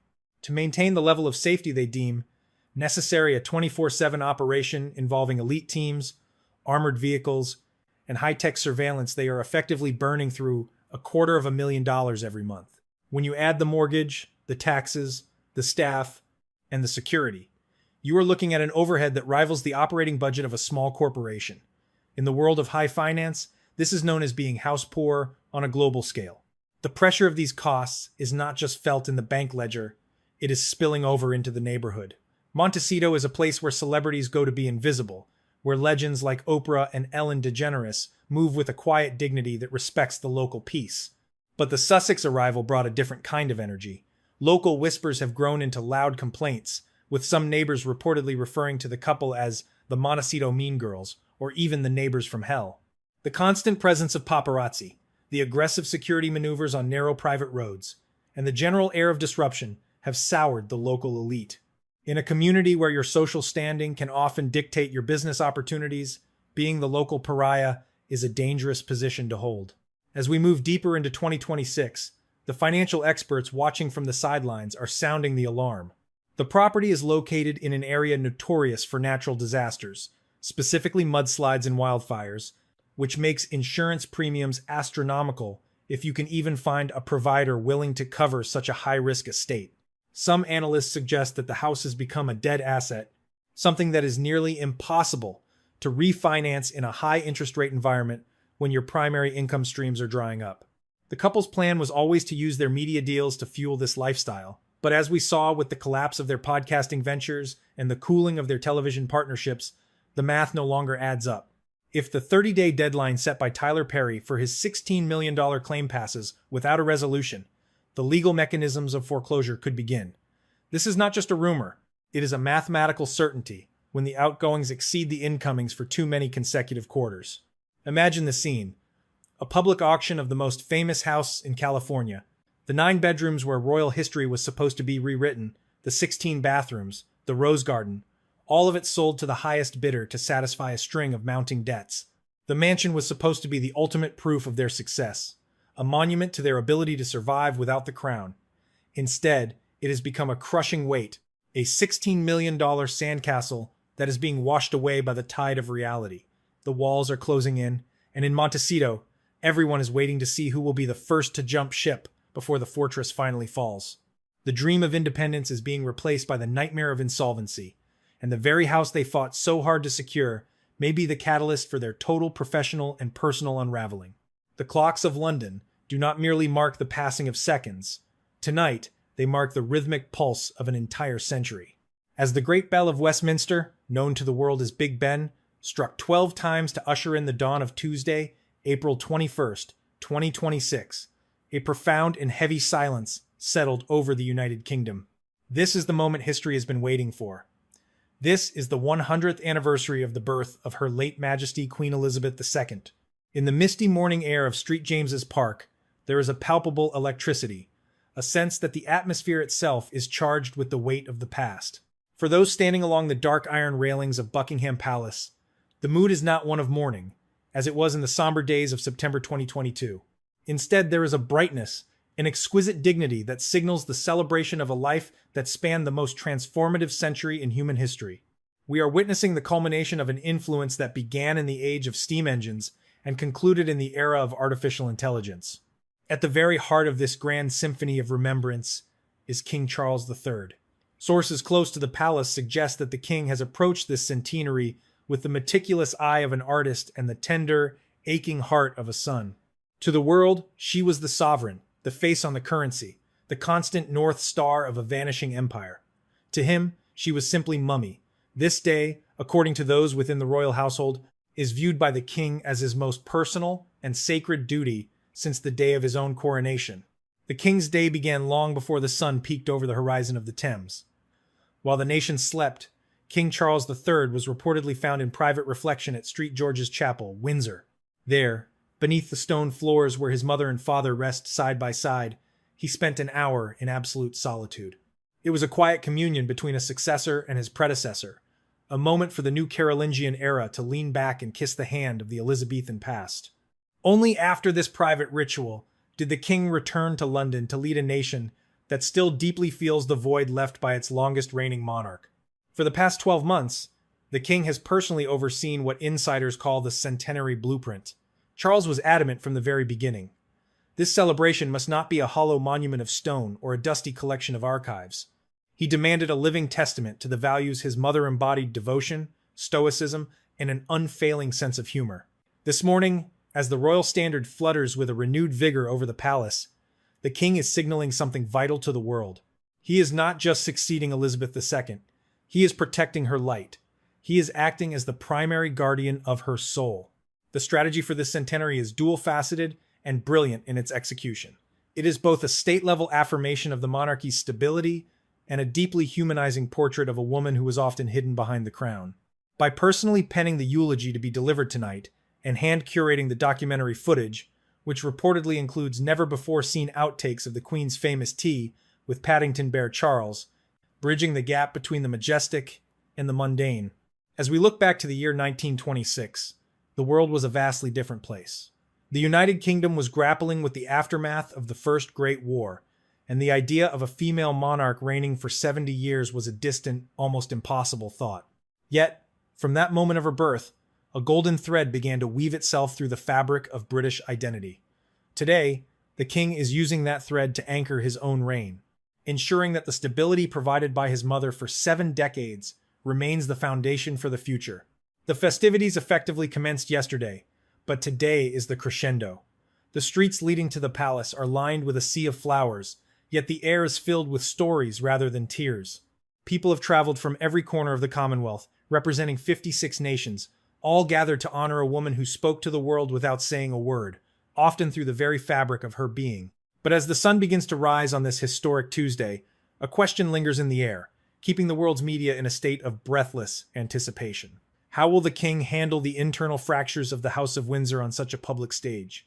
How will he balance the open monarchy he desires with the purity of legacy he must maintain? The silence of the absent members is deafening, yet the king's focus remains unshakable. He has turned this day into a masterclass of soft power, proving that the crown is not just about power, but about presence. As we move into the heart of the morning, the king prepares to join Prime Minister Keir Starmer to finalize the plans for the National Memorial. The weight of history is leaning in. What the king reveals next, the architecture of memory he has built, will redefine the British identity for the next 100 years. The world is watching, the nation is waiting, and the ghost of the 20th century is about to meet the promise of the 21st. Stay with us, for the journey into the heart of the Elizabethan legacy is only just beginning. While the physical walls of the Montecito mansion are showing financial cracks, the couple's professional backbone, their charitable empire known as Archewell, is facing a storm that might be even more devastating. In the world of the ultra-famous, a foundation is more than just a place to give back. It is a shield, a tax vehicle, and the primary engine of a public legacy. But as we move through 2025 and into 2026, the shield has been pierced, and what lies beneath is causing alarm bells to ring from the California Attorney General's office all the way to the most respected charity watchdogs in the nation. This is no longer about a few bad headlines. It is about a systemic failure of transparency and a growing list of red flags that suggest the organization is in a state of total internal collapse. The first major blow landed in May 2024, a moment that should have been a routine administrative period, but instead turned into a public relations nightmare. The California Attorney General issued a formal notice of delinquency, a terrifying word for any nonprofit organization. The notice pointed to a failure to pay required annual fees and, more importantly, a failure to submit key financial documents that are mandatory for any entity operating in the state. The response from the Sussex team was swift but arguably weak, claiming that a check had simply been lost in the mail. In the high-stakes world of multi-million-dollar philanthropy, the dog ate my homework is not an explanation that inspires confidence.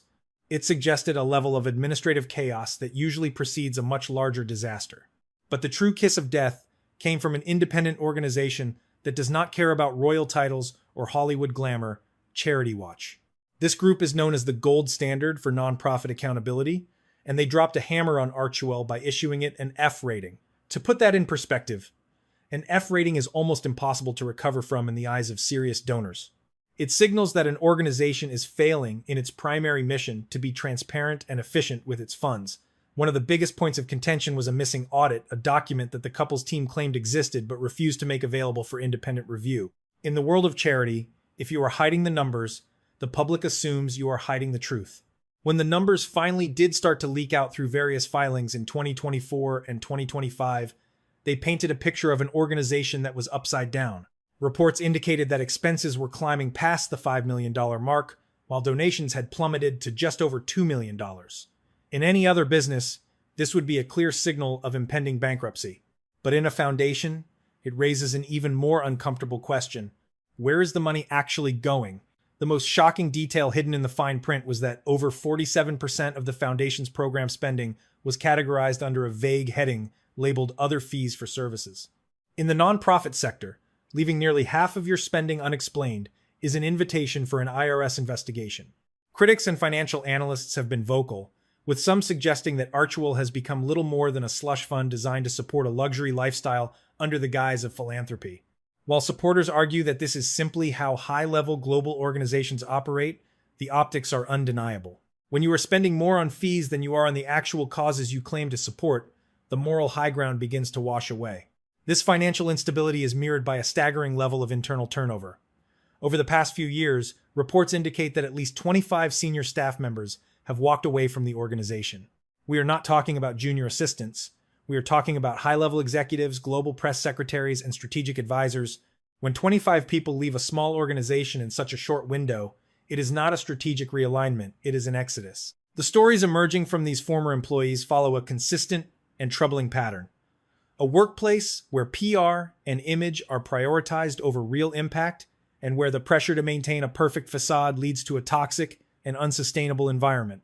As we look toward the middle of 2026, the pressure is mounting for the IRS to take a closer look at the blurred lines between the couple's personal lives and the foundation's operations.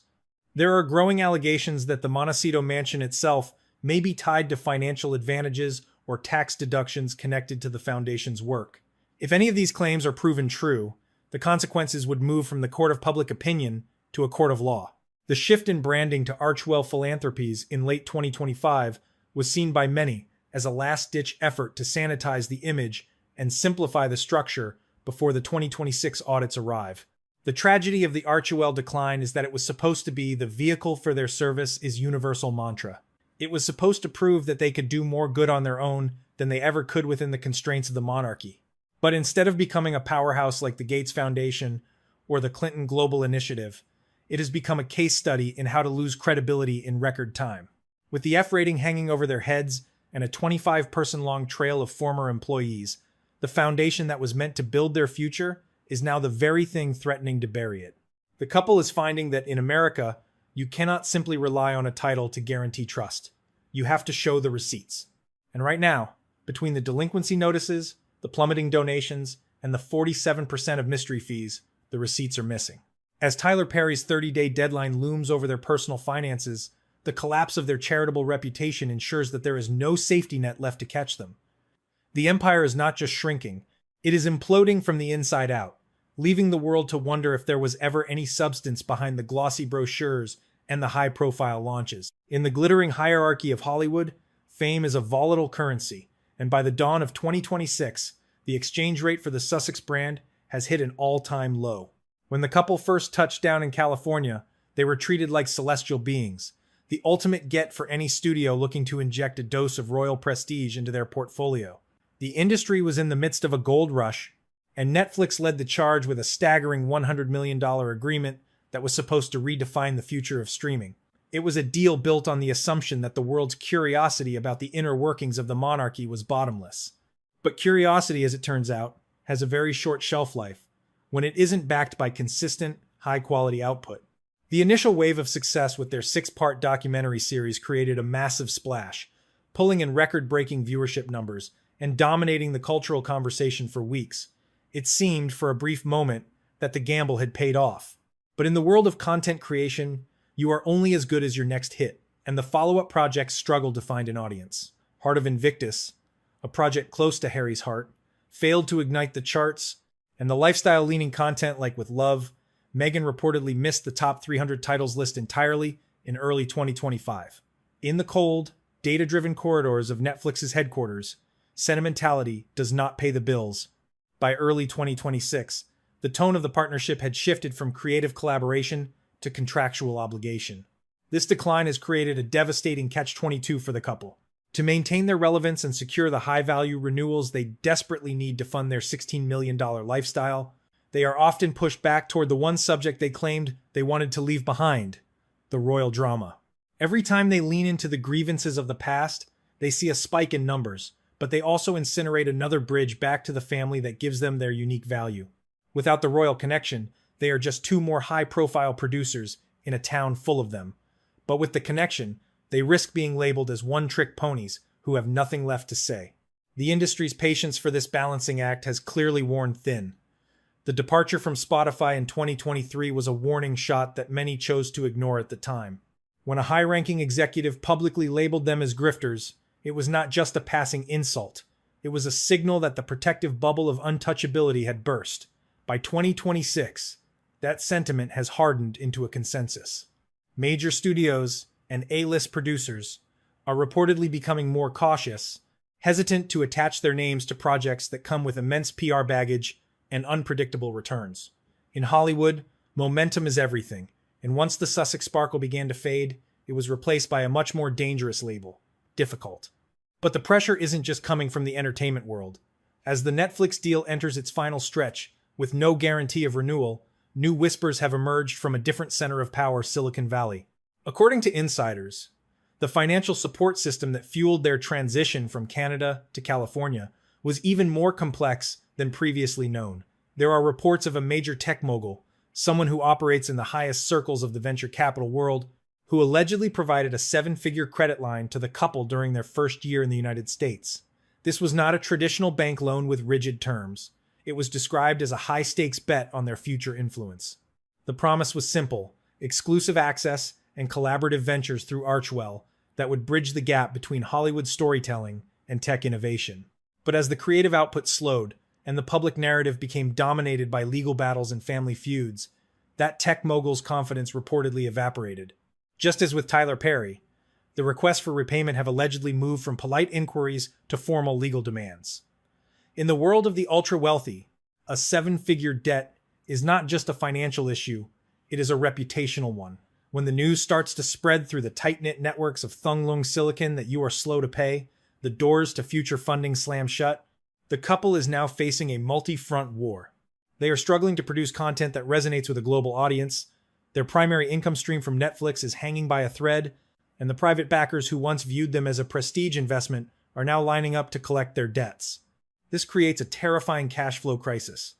You cannot run a $16 million estate and a $3 million a year security team on potential or past glory. You need liquid assets, and you need them now. The industry is watching closely as the 2026 deadline approaches. If Netflix decides to walk away, it will be more than just the loss of a paycheck.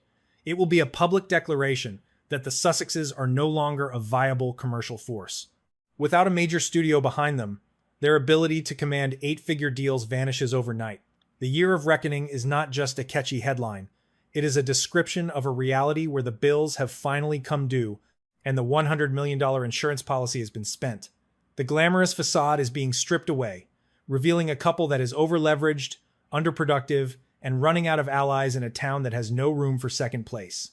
As the 30-day clock on Tyler Perry's ultimatum continues to tick, the Hollywood dream is rapidly turning into a high-stakes survival game where the price of losing is total public and financial bankruptcy. As the walls of the Montecito mansion begin to feel more like a prison than a palace, a new desperate gambit has emerged from the fog of financial uncertainty. It is a move that signals a total shift in strategy, a transition from high-stakes media production to the crowded and often fickle world of luxury retail. Enter the world of Meghan's new lifestyle venture, a brand that has undergone more transformations in a single year than most companies do in a decade. Originally introduced with the sprawling, somewhat cumbersome title of American Riviera Orchard, the brand was meant to be the ultimate expression of California's sophistication. But by 2025, that vision had already run into a brick wall of legal reality. The United States Patent and Trademark Office is not moved by royal titles or celebrity buzz. Records show that the original application faced multiple rejections, with officials pointing to inconsistencies and geographic limitations that made the name nearly impossible to secure on a global scale. Trying to trademark a nickname for Santa Barbara was a reach that even the most expensive lawyers could not justify. And so, in early 2025, a pivot was forced.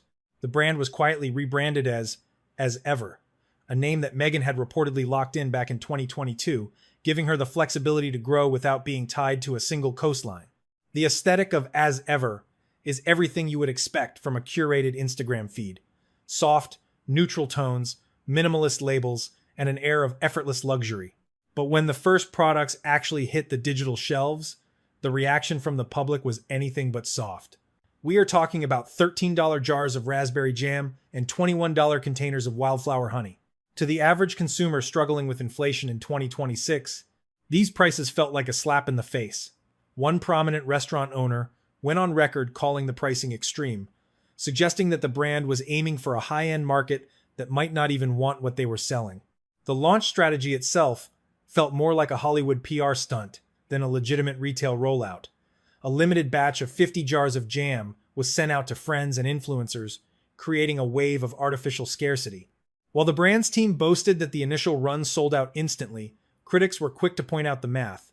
Selling out of 50 jars is a marketing tactic, not a business model. And in a world where you owe a billionaire $16 million, a handful of $13 jam jars is not even a drop in the bucket. It is like trying to put out a forest fire with a single glass of water.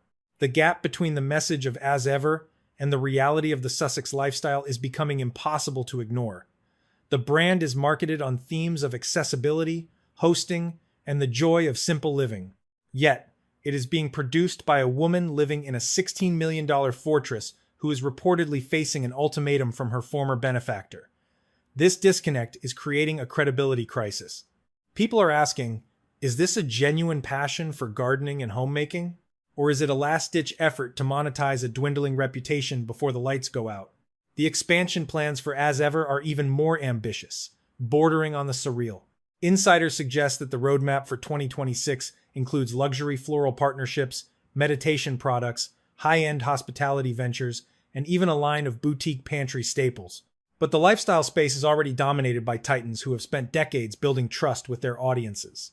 From the established empires of Martha Stewart to the modern reach of Goop, there is very little room at the top for a newcomer who is already carrying a heavy load of negative press and massive debt. The pressure on this brand to perform is immense because it represents the only independent income stream left that is entirely under their control. If the Netflix deal expires without a massive renewal, and if the philanthropic donations to Archwell continue to dry up, As Ever becomes the sole engine of the Sussex economy, but to pay off a $16 million loan to Tyler Perry, plus the $3 million annual security bill, Meghan would have to sell millions of jars of jam and honey. The scale required to make the business viable is astronomical, and right now, the brand feels more like a hobby than a billion-dollar empire. As the 30-day deadline looms closer, the pristine image of the As Ever pantry looks less like a success story and more like a distraction. While the public is debating the merits of $21 honey, the real drama is unfolding in the ledgers of their private accounts. The scarcity move used during the launch might have worked for a week of headlines, but it does nothing to satisfy the creditors who are tired of waiting for their chunk of change. In the high-stakes gamble of 2026, As Ever is the final card on the table. It is a play for a piece of the American lifestyle dream, a hope that the public will buy into the image of the Montecito Duchess as a domestic goddess.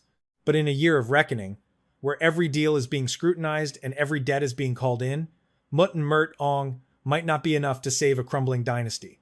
The clock is ticking, the interest is mounting, and the world is starting to realize that you cannot host your way out of a $16 million hole. The brand may be called As Ever, but for Harry and Meghan, nothing will ever be the same if this gamble fails to pay off. The silence, echoing from the halls of Windsor and the gardens of Highgrove in early 2026, is perhaps the most devastating sound of all. While the world watches the financial walls crumble around the Montecito mansion, the safety net that once spanned the Atlantic has been officially and irrevocably retracted. For years, the narrative was that the royal family was a looming, oppressive force. But as the Sussexes face a $16 million reality check, they are discovering that the only thing worse than an overbearing family is a silent one. The year of reckoning has arrived, and it has brought with it a cold realization: in the eyes of the British monarchy, the accounts are settled and the bank is closed. King Charles has reportedly made his position clear through a series of subtle but firm gestures. While he has allegedly offered a small olive branch, allowing for private accommodation at Highgrove during rare visits, the offer came with a ironclad boundary: zero ongoing financial support. The message is unmistakable. You wanted independence, and now you have it in its most brutal form. Even Prince William and Catherine, once the primary targets of the couple's media broadsides, have moved into a phase of total detachment. They are focused on their own roles, their own stability, and a future that quite simply does not include the financial or personal dramas of the California exiles. This isolation is not just social, it is a financial death knell. Without the implicit backing of the crown, the couple's creditworthiness in the eyes of the global elite has plummeted to zero. This lack of support comes at the worst possible moment, as Prince Harry's legal crusade against the British press reaches a fever pitch in early 2026. His battle against the Daily Mail and other publishers has moved from a matter of principle to a massive financial liability. In his witness statements, Harry has spoken of the psychological toll of surveillance and the harmful coping habits pushed upon him by the media's relentless gaze. But while his words carry emotional weight, the courtroom only cares about evidence and legal fees. High-stakes litigation at this level is a seven-figure endeavor, and as the cases stack up, so do the bills from his elite legal team. If even one of these cases results in a significant loss, the requirement to pay the opposing side's costs could be the final blow that tips the $16 million debt into a total bankruptcy. Observers have noted a desperate shift in the couple's strategy as the 30-day deadline from Tyler Perry looms. A new theory is gaining traction among royal watchers and industry insiders: the birth of the final victim arc. According to this claim, the couple is preparing a major media push to frame their financial setbacks not as the result of overspending or failed business ventures, but as the result of a coordinated campaign of outside interference. The narrative being prepared is one of sabotage, suggesting that the Netflix deals failed and the Tyler Perry friendship soured because of constant unseen pressure from the system. However, this tactic is facing a new and formidable obstacle: audience fatigue. Polling numbers in 2026 suggest that even their most ardent supporters are losing patience with repeated grievance-focused narratives. In a world facing its own economic challenges, the sight of two royals complaining from inside a $14 million mansion while failing to pay back a $16 million loan to a former friend is not landing the way it did in 2021. The public is no longer asking for their truth, they are asking for results. They are asking why the promise of financial independence has devolved into a series of public ultimatums and delinquent charity filings. The question of how to bridge the gap has led to intense speculation about their liquid assets. Does Harry tap into the final remnants of his inheritance from Princess Diana? That sum, once thought to be an eternal safety net, has likely been heavily depleted by years of $3 million security bills and the upkeep of an estate that demands hundreds of thousands of dollars just to function. Does Meghan look to the residuals from her Suits era? While the show saw a massive streaming resurgence, the reality of modern royalty checks is that they are nowhere near enough to satisfy a $16 million debt. This leaves only one exit ramp: the sale of the Montecito mansion. The house that was meant to be the ultimate symbol of their victory over the institution is now the very thing that could lead to their total professional undoing. To sell now, under the shadow of a public ultimatum from Tyler Perry, would be a total admission of defeat. It would be a signal to the world that the Sussex American dream was, from the beginning, a house of cards built on borrowed time and borrowed money. But to stay and fight in court is even riskier. Legal discovery is a brutal process. If Tyler Perry moves forward with his threat to take the matter to court, the couple's entire financial life would be laid bare. Every deal, every tax filing for Archwell, every private credit line from tech moguls, and every expense categorized as other fees would be pulled into the public record. For a couple that has fought so hard for privacy, a court battle over debt would be the ultimate exposure. It would reveal exactly how the $16 million hole was dug and who else might be waiting at the bottom of it. As we stand in the shadow of that 30-day countdown, the silence from Montecito is deafening. There are no glossy announcements of new Netflix hits, no as-ever product launches that can move the needle, and no supportive statements from the king. There is only the mounting interest on a massive loan and the ticking of a clock that does not care about titles or history.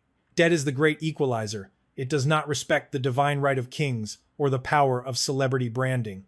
The story that began with a dramatic exit and a promise of a new, enlightened path is reaching its most difficult chapter yet. In 2026, the Sussex sparkle has been replaced by the cold, hard reality of the Sussex reckoning. Whether they choose to sell their fortress, tap into their final reserves, or face a public trial that could destroy their remaining credibility, the outcome will change everything. The world is watching, not for a fairy tale ending, but to see if an empire built on image can survive a collision with the truth. One thing is certain: when the 30 days are up, the silence will have to end and the bills will have to be paid. Stay tuned, because the next move in this high-stakes game will be the one that defines their legacy forever. Don't forget to like, subscribe, and share your thoughts in the comments below. Does the Sussex brand have a future, or is the $16 million wall too high to climb? We will be here to bring you every update as the year of reckoning